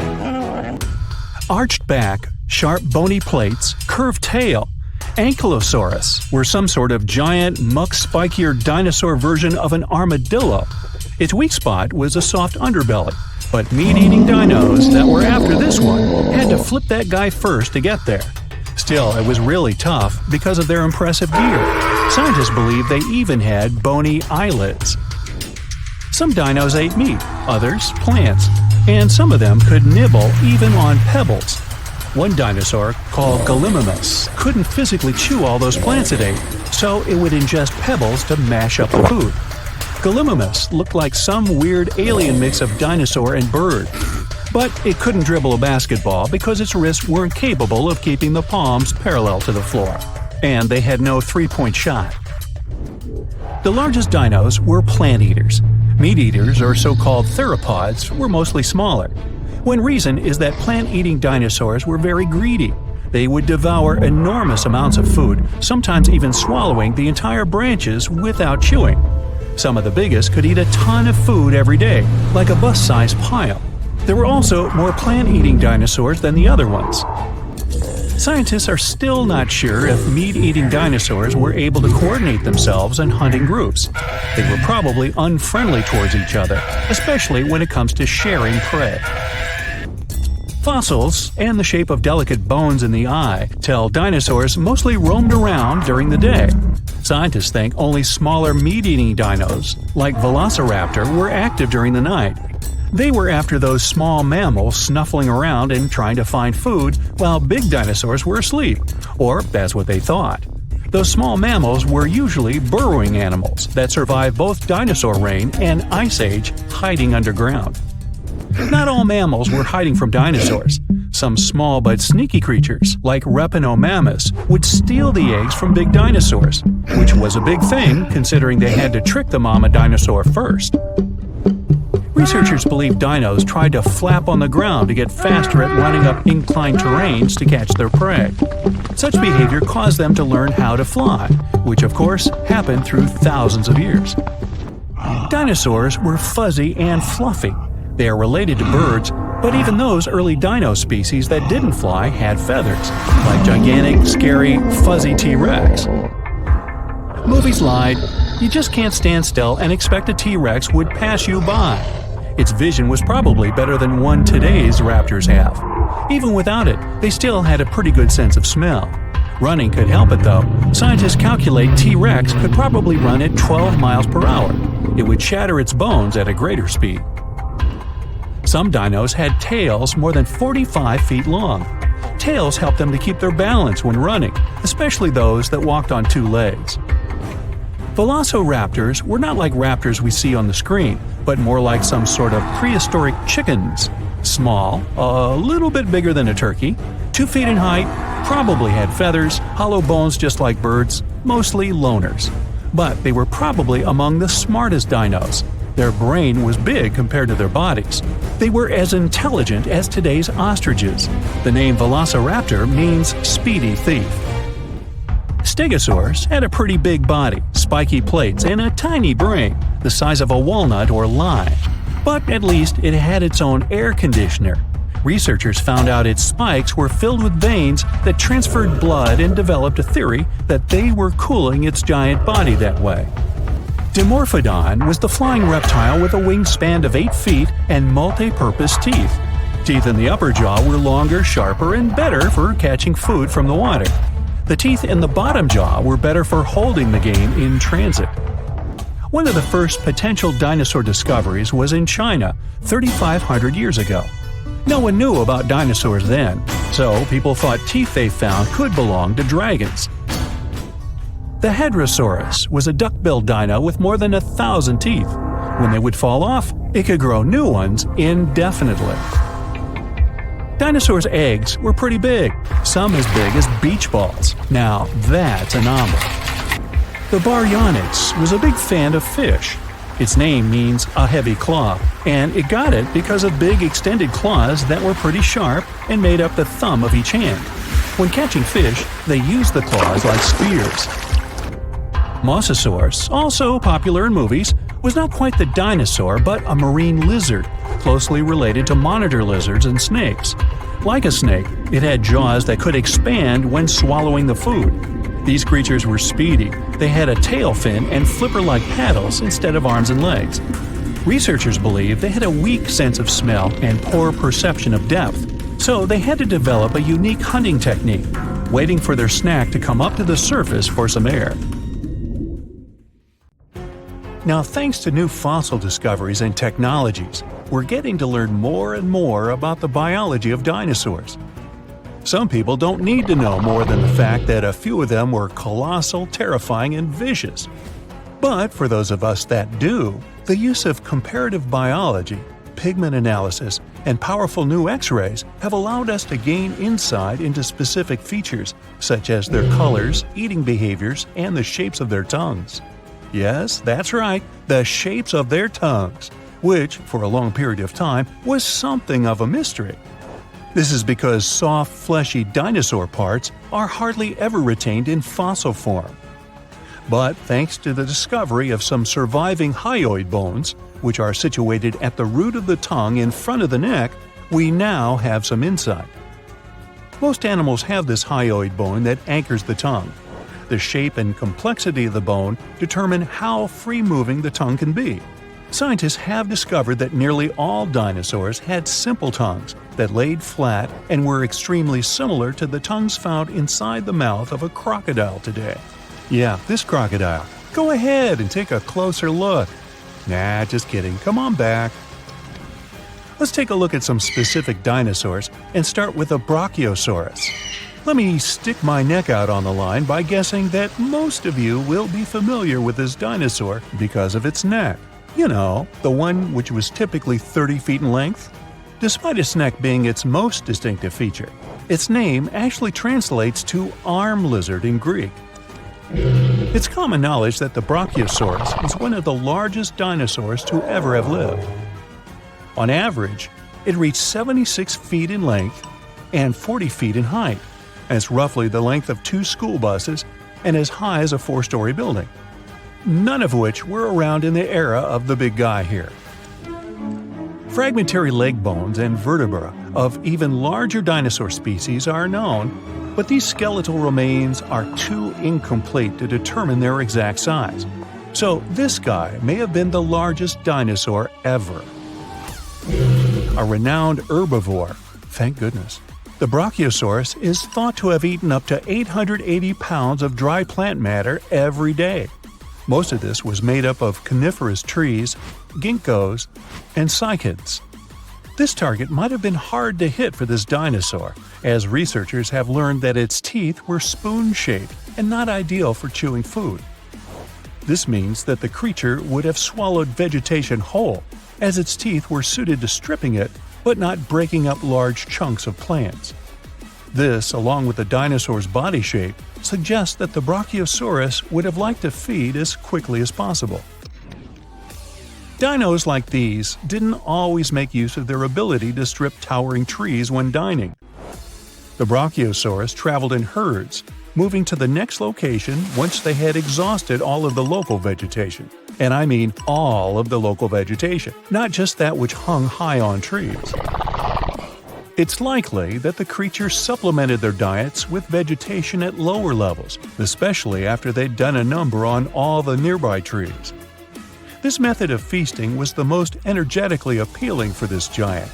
By munching on lower vegetation, researchers believe that the dinosaurs saved up to 80% in energy compared to when foraging for high-up food sources. They have also discovered that the nostrils of a Brachiosaurus were on the front of its face and not the top. This is because we now know they roamed the fertile floodplains in their respective herds. For decades, it was believed that these creatures lived in deep, watery swamps. Let's look at another common misconception about a popular dinosaur. Please put your hands together for the Tyrannosaurus rex, which is arguably the most famous of all dinosaurs. Discoveries from the past 100 years have revealed that theropods had heavily feathered skin. Theropods are the family of dinosaurs to which the T-Rex belongs, so naturally, people began to think that the creature would have been covered in feathers as well. However, a study from 2017 took skin impressions from the iconic dinosaur and found no evidence of the structures required to support feathers. If a T-Rex did have feathers, they would have been limited to its back. Researchers accept that other large dinosaurs of the same family as the T-Rex have been discovered with their remains covered in feathers. An example of this would be the Euterranus dinosaur. But as of now, the accepted theory is that feathers weren't a common feature of T-Rexes. This makes it easier to believe that feathers were exclusive to smaller tyrannosaurids and were there as a means of keeping the creature warm. For a long period of time, researchers thought feathers were an exclusive feature of the theropod family. But this theory has been debunked. Just like the kid at camp who was kicked out of the top bunk. You know, debunked. Anyway, fossil evidence discovered in Siberia now suggests that multiple different family groups of dinosaurs had feathers. The Siberian fossils in question belong to another species of dinosaur, Calindrodromeus zebucolicus. Oh, you think I mispronounced that? Okay, prove it. Now, this dinosaur, I'll call her Calinda, had a pelvis structure superficially similar to that of a bird and was roughly 4.5 feet long, about as tall as a fridge. Since the purpose of feathers on dinosaurs was for warmth, it's quite possible that dinosaurs from cold weather climates had more feathers than their counterparts in warm weather climates. In general, bigger animals struggle less with keeping themselves cool, so it's likely that any of the large dinosaurs who lived in these warm climates had no feathers at all. Smaller dinosaurs who lived in cold climates, on the contrary, had plenty of feathers. We now even understand what some of the designs and patterns of these feathers on dinosaurs looked like, thanks to the discovery of an ornithomimus, complete with feather and skin impressions. The name of this dinosaur is derived from Greek and actually translates to bird mimic. They were typically 11.5 feet in length, nearly as tall as a giraffe, and despite being omnivorous, had no teeth. Its other distinctive features included 3 fingers, which were all unusually the same size and length, and despite their thin-boned skulls, they also had large brain cavities. Their legs were extremely long, in particular their foot bones. Combine this with their toothless beaks and long necks, and yep, it must have looked a lot like an ostrich. Although they're not as big as the Brachiosaurus or dinosaurs in general, they are bigger than any other bird in the world. And it wasn't just the body limbs of an ornithomimus that made it resemble an ostrich. They also had very similar feather patterns. Their heads, necks, and lower legs were mostly bare of feathers, but the rest of their bodies were well coated in downy plumage. This is what you call a bird's layer of feathers as a whole. It's possible, like an ostrich, that the dinosaur would have used this unusual feather pattern to regulate its body temperature. Despite some dinosaurs possessing feathers like birds, on top of also being their distant relatives, dinosaurs didn't have the type of feathers required to fly for most of their existence.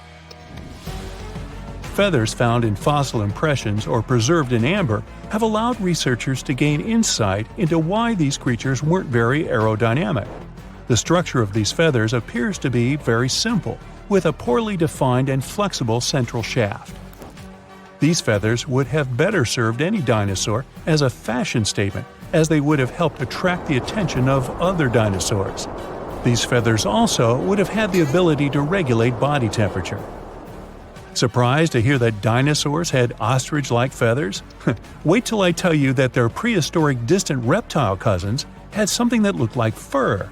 Allow me to introduce you to the pterosaur. Its name is derived from Greek and translates to winged lizard. Just like dinosaurs, they were initially thought to have scaly or leathery skin all over their bodies. But over the course of the 20th century, fossil examinations revealed that many parts of a pterosaur's body were furry. The wingspan of a pterosaur could reach the length of over 23 feet, about as long as a London bus.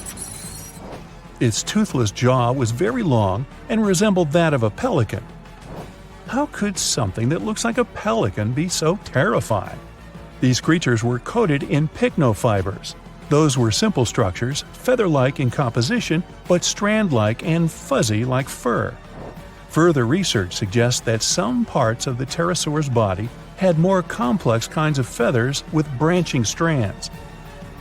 If this is accurate, it would be the first time feathers were found on an animal that was neither a dinosaur nor a bird. The problem with that asteroid that destroyed dinosaurs was not that it fell, but where it fell. This colossal space rock found the worst place where it could land. Also, the angle at which it hit the ground was the most unfortunate. If it had fallen vertically, there would have been less destruction. But it fell at such an angle that it threw a huge amount of dust into the air. After the disaster occurred, tons of soot started burning. 65 million years ago, only 13% of Earth's surface contained the right amount of sulfur and oil needed to form a colossal amount of soot. If the asteroid had fallen on the other 87% of the territory, dinosaurs could still be living today, but it hit the worst place and lifted 1 million tons of burning material into the sky. A cloud of incandescent particles covered the sky and set off on a journey across the mainland. Then, these particles settled on the ground and caused large-scale fires. Trees were burning and sending more soot into the sky. But the asteroid collided not only with rocks, it fell on the coast in a place where the seabed was filled with sulfate. As a result of the collision, it started burning, which caused the release of sulfuric acid into the atmosphere. The air became poisoned. It seems the dinosaurs didn't stand a chance. And now, let's imagine the asteroid falling in another place, somewhere in the middle of the ocean. Huge waves flooded part of the land, but almost all kinds of dinosaurs survived. Or even better, the rock could have fallen somewhere in the desert and left behind a giant crater. That's all. Yes, several dinosaurs passing by wouldn't have survived the collision, but the situation wouldn't have been so critical in general. So, giant lizards remain dominant on our planet. They don't allow other animals to develop since Tyrannosaurus and other ferocious reptiles hunt mammoths and other ancient creatures. The population of mammals is decreasing. Velociraptors are fighting for territories with saber-toothed tigers and giant bears. A struggle for survival between dinosaurs and other animals begins. Then, the Ice Age comes, and some reptiles don't survive. Then, new players enter the field. Those are humans' early ancestors. Living side by side with dinosaurs is difficult. Lizards attack settlements and caves, so people have to build high walls for protection. By the way, the Tyrannosaurus poses less danger to people than you might have thought.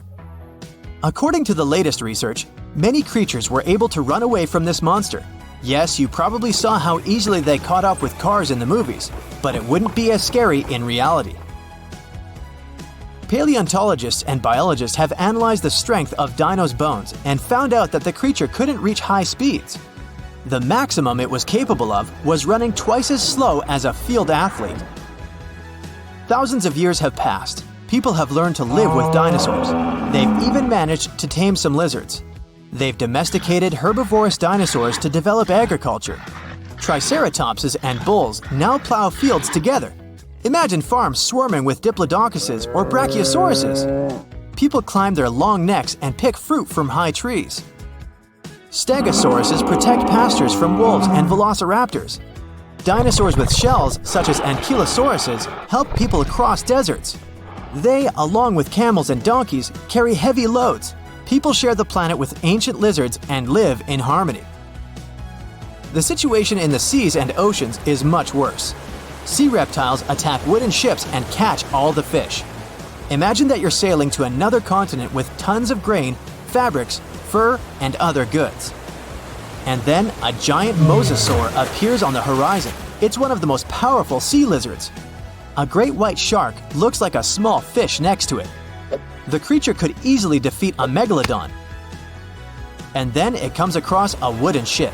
It bites into the deck and pulls the whole boat underwater. Water dinosaurs are the main obstacle to communication between countries. This slows the progress down for 100 years. people built metal ships to withstand the attacks of the mosasaur. And finally, they managed to establish sea connections. A similar problem occurs when the first planes take off into the sky. Imagine you're flying on a passenger Boeing. You look out of the window and see a pterodactyl. Wait, it's impossible. These winged lizards aren't so fast, but they can catch up with a helicopter or some old biplanes. This poses a serious threat to flights, so people install sound protection systems on board each aircraft. Pterodactyls hear irritating ultrasound from a distance and fly as far away from it as possible. People equip submarines and ships with the same sound shields. Then, after people have learned how to defend themselves from dinosaurs, another problem appears. Lizards are the kings of wildlife, so they displace all other animal species. Dinosaurs run across African savannas, and lizards with fur live in cold winter forests. Lions, wolves, and bears are not the rulers of the wild. Rhinos fight with Parasaurolophuses. Stegosauruses attack hippos and take away their territories. Venomous dinosaurs live in jungles. Lizards that can climb trees scare monkeys. Imagine a reptilian ape jumping from one branch to another. To save regular animals from extinction, people have to control the population of predatory reptiles. Huge parks and nature reserves appear in all countries. People transport dinosaurs there and separate them from other wildlife. Dinosaurs seem to be completely under control. When the danger caused by giant reptiles passes, people begin to breed smaller, harmless lizards. Someone buys a chameleon, and someone keeps a Microceratus at home. There are dinosaur exhibitions. People take these creatures for a walk as if they were dogs. Some people take selfies with reptiles, go shopping, and sit in cafes with small lizards. Dinosaurs aren't formidable now. They're kinda cute. People ride horses, camels, Parasaurolophuses, and Pachycephalosauruses. Of course, many have tried to tame velociraptors, but failed. Those are dangerous reptiles and they don't know how to obey. Taming them is almost as difficult as taming an alligator. But dogs and cats are still more popular because they're more intelligent. The brain of a dinosaur is almost the same as that of a chicken. But who knows, if they had lived to this day, perhaps they would have evolved into smarter creatures. Just imagine if dinos were intelligent. In this case, people would have a big problem. Some scientists think that even if a meteorite hadn't destroyed the dinosaurs, they wouldn't have survived to this day. They needed to carry their own colossal weight at all times. It was an enormous load on their bones and joints. Most dinosaurs wouldn't have been able to survive the Ice Age with such characteristics, but smaller lizards might have succeeded. Fast and agile dinosaurs, such as velociraptors and Pachycephalosauruses, would have survived, but in what form? Could dinosaurs have already evolved into something else? Look at the good old chicken. Many scientists believe it's a direct descendant of the formidable Tyrannosaurus. Somewhere deep inside the bird's DNA, there are genes that the dinosaur had. Yep, it's hard to believe, but look at the chicken's body structure and how it walks. Remove the plumage, cover the creature with scales, and give it toothy jaws instead of a beak. And now, you have a mini T-Rex in the coop. And by the way, not only chickens might be the relatives of giant lizards, many birds are dinosaurs' living descendants. Surprisingly, alligators, snakes, crocodiles, and monitor lizards are not as close to ancient reptiles as pelicans, storks, and other flying creatures. Over millions of years of evolution, the paws of dinosaurs turned into wings, and toothy elongated jaws ended up as beaks. The genetics of birds is the key to understanding dinosaurs. Pelicans are similar to pterodactyls, ostriches to velociraptors. Perhaps many other animals also share some genes with ancient lizards. If the meteorite hadn't fallen, all dinosaurs would have evolved into completely different, unusual creatures. Scientists want to carefully study the DNA of birds and try to reverse evolution with the help of genetic engineering. They hope to breed dinosaurs out of eggs one day. But to do this, they need to find a specific genome that hasn't changed over tens of millions of years. It hides in the DNA. And it's not so easy to find it and extract it. Do you think we will see powerful reptiles by 2050? Imagine a planet where every breath you take electrifies your body like a shot of espresso. The sky above you is an intense shade of blue, while colossal trees stretch towards the heavens, their vibrant green leaves growing at an astonishing rate. Daily exercise becomes a thrill like no other. With the abundance of oxygen, you become a supercharged version of yourself.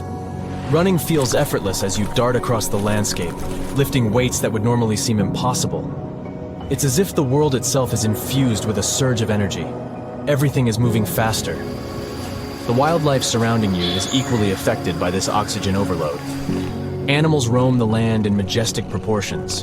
Their massive frames are propelled by speed and agility. Picture yourself in a pulse-pounding chase with an oxygen-charged cheetah, racing against a predator that could put a Ferrari to shame. Now you may wonder how such a wild scenario could ever be possible. Well, let's see. Oxygen is the powerful fuel that keeps life going. It makes up about 21% of the air we breathe, and every breath we take delivers these tiny molecules to our cells, giving them the energy they need to thrive. Without oxygen, our cells would struggle, and our bodies would fall apart. But that's not all. Oxygen is a superstar that works for all kinds of living things, from tiny bacteria to giant elephants. It's even important underwater, where it enriches the oceans. Amazing creatures like plankton and algae produce lots of oxygen, creating a thriving underwater world. But to fully understand the impact of high oxygen levels on the planet, prepare for a journey back in time. Recently, scientists have made an astonishing discovery. They tested rocks from two different places that were really far apart. And can you believe it? These rocks held tiny pockets of gas that showed how oxygen levels shot up by almost a third in a very short time. It was like a breath of fresh air. So they studied these rocks and found that oxygen levels back then were much higher. Imagine lush landscapes, towering forests, and gigantic swamps that stretched as far as you could see. During the Carboniferous period, oxygen ruled the atmosphere at an impressive 20%, just like today. But over the next 50 million years, its levels shot up to a crazy 35%. Can you imagine what that did? As oxygen surged, something incredible happened. Huge forests grew all over the land, creating a breathtaking green world. And massive swamps took over low-lying areas, making the landscape look surreal and otherworldly. At the same time, carbon dioxide levels dropped. Normally, when things break down, microbes release carbon dioxide into the air. This gas acts like a warm blanket, trapping the sun's heat and raising temperatures. But in the mysterious swamps where these giant plants were buried, the microbes couldn't do their job. The result? The planet got really cold. Who would have thought that a breath of fresh air could have such power? The scientists are still trying to figure out why this happened. But one thing is certain, it wasn't just happening in one place. It was a worldwide phenomenon. It was like the planet was playing a funny game with the climate. But let's go even earlier. We see the first North American dinosaurs making their grand entrance. High oxygen levels are what gave a big boost to the rise of mighty dinosaurs in North America and beyond.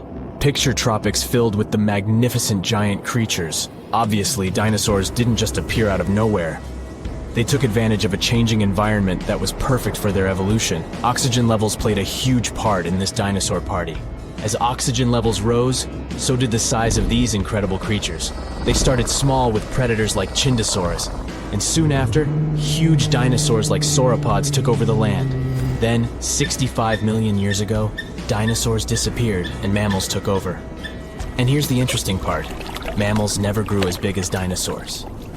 So what's the explanation for this? Mammals, and humans are mammals too, by the way, are special because we can regulate our body temperature. But that comes at a cost. We need a lot of energy to stay warm compared to reptiles and dinosaurs. Dinosaurs didn't bother with temperature control, so they could focus on growing big. The biggest dinosaurs were 10 times larger than the largest mammals. It's like a game of anything you can do, I can do 10 times bigger. Dinosaurs might have had similar limitations with their sizes, but those were much less strict. Before the dinosaurs' extinction, mammals were very small. Many mammal species disappeared along with the dinosaurs. But survivors took advantage of the open ecosystem and rapidly diversified into various body sizes. However, after 42 million years of growth, mammals reached a size plateau. This happened on all continents, most likely because of the temperature and land area. Colder environments allowed mammals to grow larger. Balancing body size and heat became challenging. Land area also played a role in sustaining big populations. But making animals bigger isn't the only thing high oxygen can do. This humble gas is a true jack of all trades. It also acts as our loyal bodyguard, protecting us from harmful UV rays and other dangers from space. Without oxygen, we would be defenseless against space threats. Oxygen also has a fascinating role in shaping the weather. It teams up with its other atmospheric buddies to make the sky go wild with tornadoes, hurricanes, and thunderstorms. They mix and mingle in the air, creating just the right conditions for these exciting weather adventures to happen. And these adventures can be dangerous, but they serve an important purpose. They help distribute nutrients and organic matter, carrying soil, leaves, and debris to new places.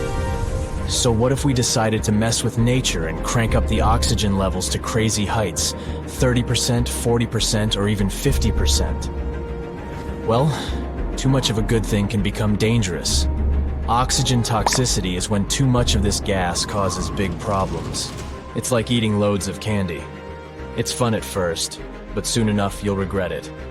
Surprisingly, an overdose of oxygen can leave you struggling for breath, like a tired dancer in desperate need of a break. At first you might feel a burst of energy, but it doesn't last. Dizziness sets in, as if you've been spinning on the dance floor for hours without stopping. In extreme cases, too much oxygen can even harm your body, making you feel like you've crashed into a huge truck. So while oxygen is always with us, giving us life, it's important to appreciate its delicate balance. Don't put on your special breathing gear. Also, we wouldn't be the only creatures to suffer from this oxygen extravaganza. Mammals, for example, will struggle to adapt to these extreme levels. The balance of power among species will change drastically, and winners and losers will fight for survival in a world that's spinning out of control. And we'll need stronger shelters to deal with these gigantic animals. We'll have to stay nimble and avoid danger. Amidst all the chaos, there will be astonishing adaptations. Birds will fly higher than ever before, reaching heights that would amaze even the clouds. Also, get ready for more natural disasters and delicate ecosystems hanging in the balance. Fires will start quickly and rage fiercely, making wildfires a constant threat. Even a small spark from a campfire could cause disaster. We'll need to rethink our cooking and heating methods to stay safe in this oxygen-filled world. But let's not forget the other side of the oxygen story. If we had a planet with low oxygen, only around 15%, we would face a completely different struggle. Every breath would be difficult, leaving us tired and struggling for air. Physical activity would become extremely hard, and our memory and focus would suffer. So let's be grateful for the oxygen levels we have now. They're the perfect balance for us to thrive. In this exhilarating journey through an oxygen-rich world, we've experienced breathtaking wonders and discovered the delicate balance of our planet. Let's cherish the magic in every breath, respect the interplay of oxygen and life, and embrace the thrill of this remarkable ride called life. It was a 40 feet long and 12 feet tall beast, the king of dinosaurs. Its massive and muscular body weighed up to 8 tons. Its serrated teeth were sharp, and its jaws had a bite so strong they could crush a car. The creature had 2 powerful legs. It lived in forested river valleys all across North America, almost 70 million years ago. I'm talking about the most famous movie star among dinosaurs, T-Rex. It was very smart, with a brain twice as big as that of any large meat-eating dino. It was slower than other hunters, developing a speed of up to 12 miles per hour. Its other weakness was its small arms. Some scientists think they were just an evolutionary leftover, like the pelvic bones of some snakes.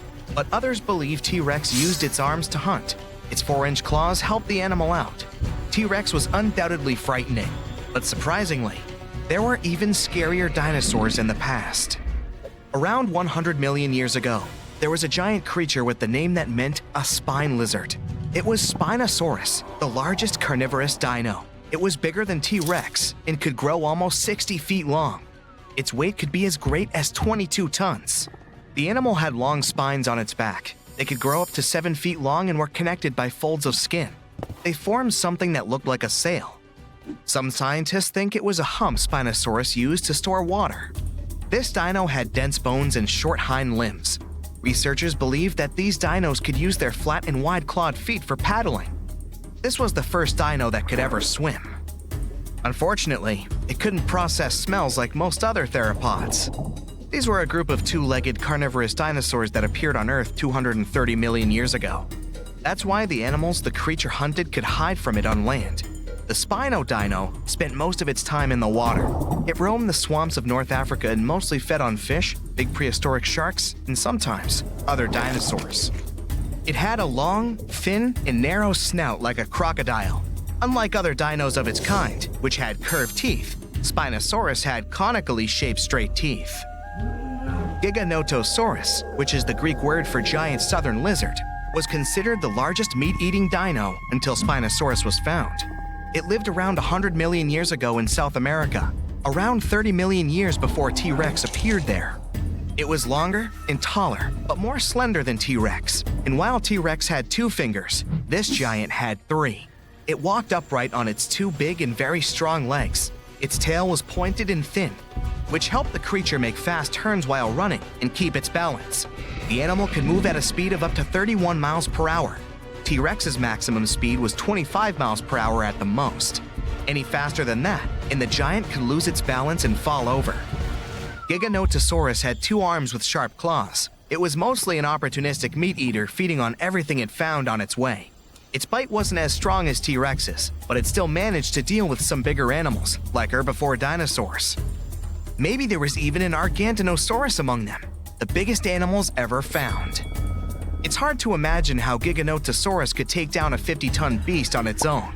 That's why scientists think they may have hunted in groups. The animal's only weakness was its small brain. It was twice smaller than T-Rex's. This means the T could at least win a chess game. Big retractable sickle-shaped claws in the creature's feet are great for cutting. Ladies and gentlemen, welcome Utahraptor. That's a mini T-Rex that lived 125 million years ago. If a big T-Rex was coming for you, you could hide under a rock or some other place where it wouldn't be able to reach you. But there would be no place where its mini version couldn't follow you. Discovered in Utah, strong, toothy, and armored with huge claws, more than 9 inches long, an adult Utahraptor was 20 feet long and 5 feet tall at the hip. These creatures were covered in feathers. This is why fully grown animals look like gigantic turkeys. The Utahraptor's main weakness was their size. They were a bit smaller than many other dinos, but these guys made up for that by hunting in packs. Allosaurus, which means a different lizard in Greek, was a massive carnivore reaching 40 feet in length and weighing 2 tons. It roamed the Earth around 150 million years ago. Similar to T-Rex, this dino had strong back legs and a large snout. Its mouth was full of sharp teeth. The animal easily lost them when eating, but they usually grew back. Allosaurus was already fully grown by the age of 15, and its lifespan was around 28 years. The creature had a short neck and a long, narrow skull, disproportionately big compared to the rest of its body. This dino also had a pair of horns above its eyes and ridges along the top of its nasal bones leading to those horns. Allosaurus chased big herbivore dinosaurs. When several Allosauruses gathered in a group, they could take down even such colossal creatures as Apatosaurus. But scientists still doubt if they could cooperate, because these dinos were generally not too friendly toward one another. Some of the animal's bones had an hourglass shape, which made them lighter and reduced their strength. They were similar to the hollow bones modern birds have. Another weakness of this dino was its bite. It was less powerful than that of some modern animals, like lions, alligators, or leopards. Scientists think Allosaurus may have used its skull as a hatchet. The Rhizinosaurus was one of the freakiest dinos out there. It lived 100 to 60 million years ago. It had a very small head and bizarre feet with 4 toes, unlike their ancestors that had 3. Its body was covered with feathers. This weirdo had the longest claws scientists have ever recorded. They were 3 feet long each. These claws were curved and sharp. The dino used them to collect plants for lunch. Scientists are still not sure if this creature was a herbivore or carnivore, or both. The dino had a long neck. There were no teeth in its upper jaw. Its wrist bones were like the ones modern birds have. The Rhizinosaurus might have evolved from a meat-eating to plant-eating animal throughout time. Unfortunately, in comparison with meat-eaters, herbivore dinosaurs were much weaker, and still, Those claws could make its enemies think twice. High-spined lizard, or a Crocanthosaurus, lived 110 million years ago. It was 2 feet shorter than T-Rex but had a similar body structure. Like T-Rexes, these creatures often went after bigger and more challenging animals. For example, with those backbones so hard, it seemed as if they were carrying a giant turtle shell, like Ankylosaur. The high-spined lizard was very territorial. It had a brain shaped like the letter S and an excellent sense of smell. What made a Crocanthosaurus vulnerable was its small arms. And still, the creature used them to hunt other animals surprisingly well. The dino pulled its catch close to its torso, which was like a hug you wouldn't be able to escape from. Diplodocus lived 150 million years ago. The 90-foot-long creature was possibly the longest dinosaur ever. Its tail, which could reach 46 feet in length, was the longest tail of any animal ever. And its neck was more than 20 feet long. The underside of the dino's tail had 2 rows of bones, which made the creature even stronger and more mobile.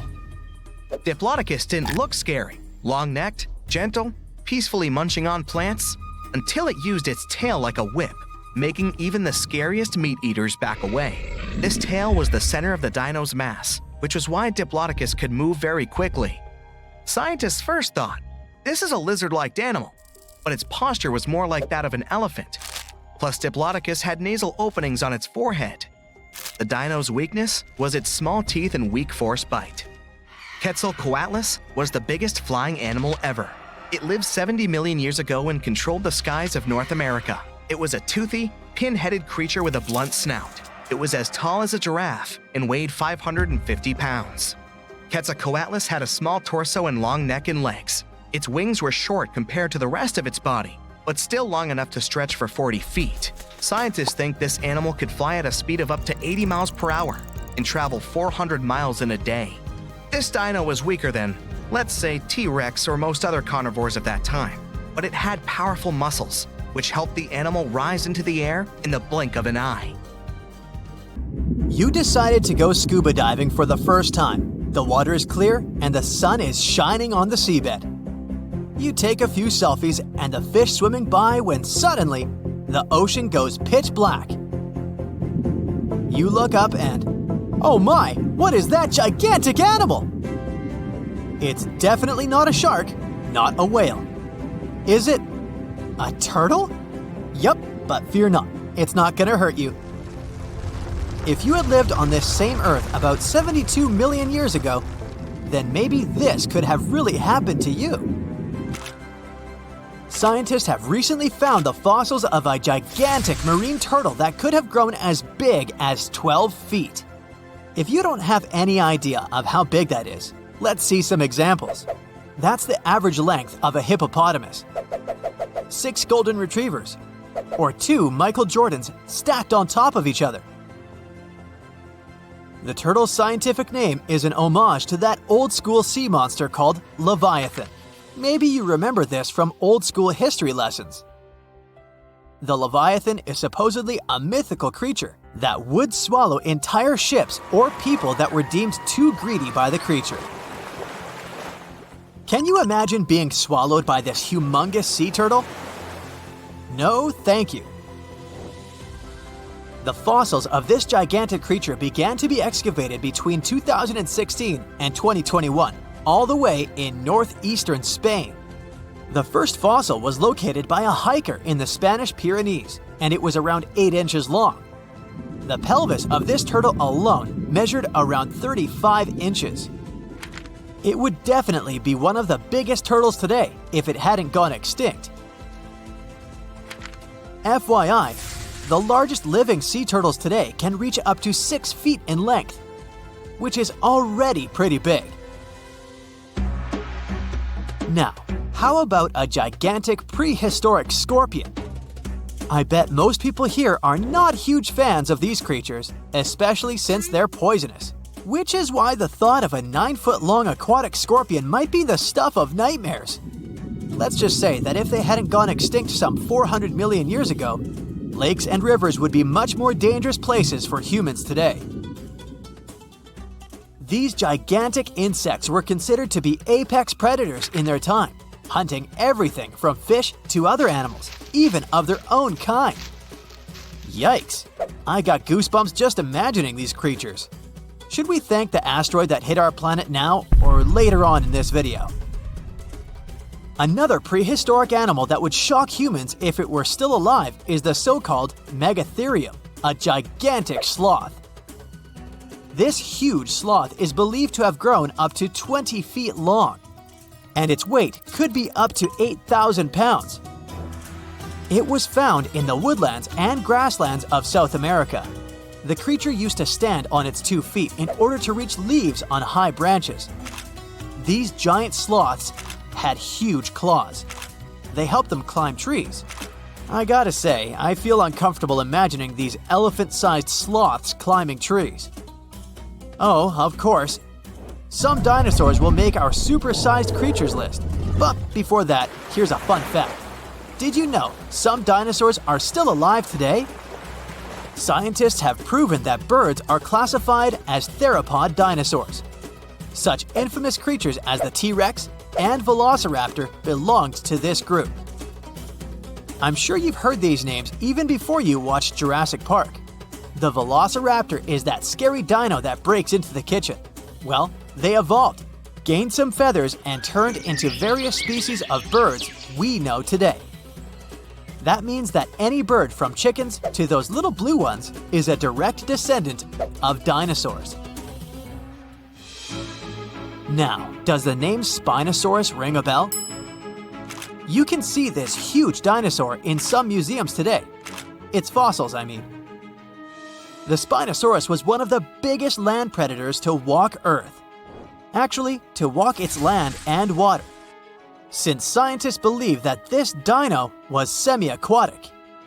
It fed mostly on meat, which means humans would be its natural prey if it lived today. This meat-eating dino lived around 90 to 100 million years ago. It was about 60 feet long, 12 feet high, and weighed up to 22 tons. Its head was around the size of 8 bowling balls and was shaped like a crocodile's face. Basically, the Spinosaurus was a big African elephant with the face of a crocodile. Just kidding. But that would look funny though, wouldn't it? A much more attractive dino was this guy. It's considered to be the largest dinosaur that has ever lived on our planet. What made it so big was its extremely long neck and very long tail. You wouldn't want to stand behind this creature, believe me. If it decided to swish its tail, you'd get catapulted very far away. This creature lived around 100 million years ago, and its fossils were first found in Argentina around 2012. The dino measured 120 feet from head to tail, which made it almost as big as an American football field in width. And have I mentioned it weighed almost as much as a space shuttle? A staggering 75 tons. If it had been a carnivore, it would have probably been the greatest predator. But this big guy was a peaceful herbivore that had such a long neck that it could eat leaves from high trees. Cute, right? We must also talk about the Shastasaurus. As the name suggests, this animal is popularly known as the Mount Shasta lizard. Even though it was a marine reptile and probably never set foot on the mountain itself, this dino was usually around 23 feet long, but there was a specific strand of this species that could get as big as 69 feet long, about the size of the great blue whale. This made it the biggest marine reptile to have ever lived.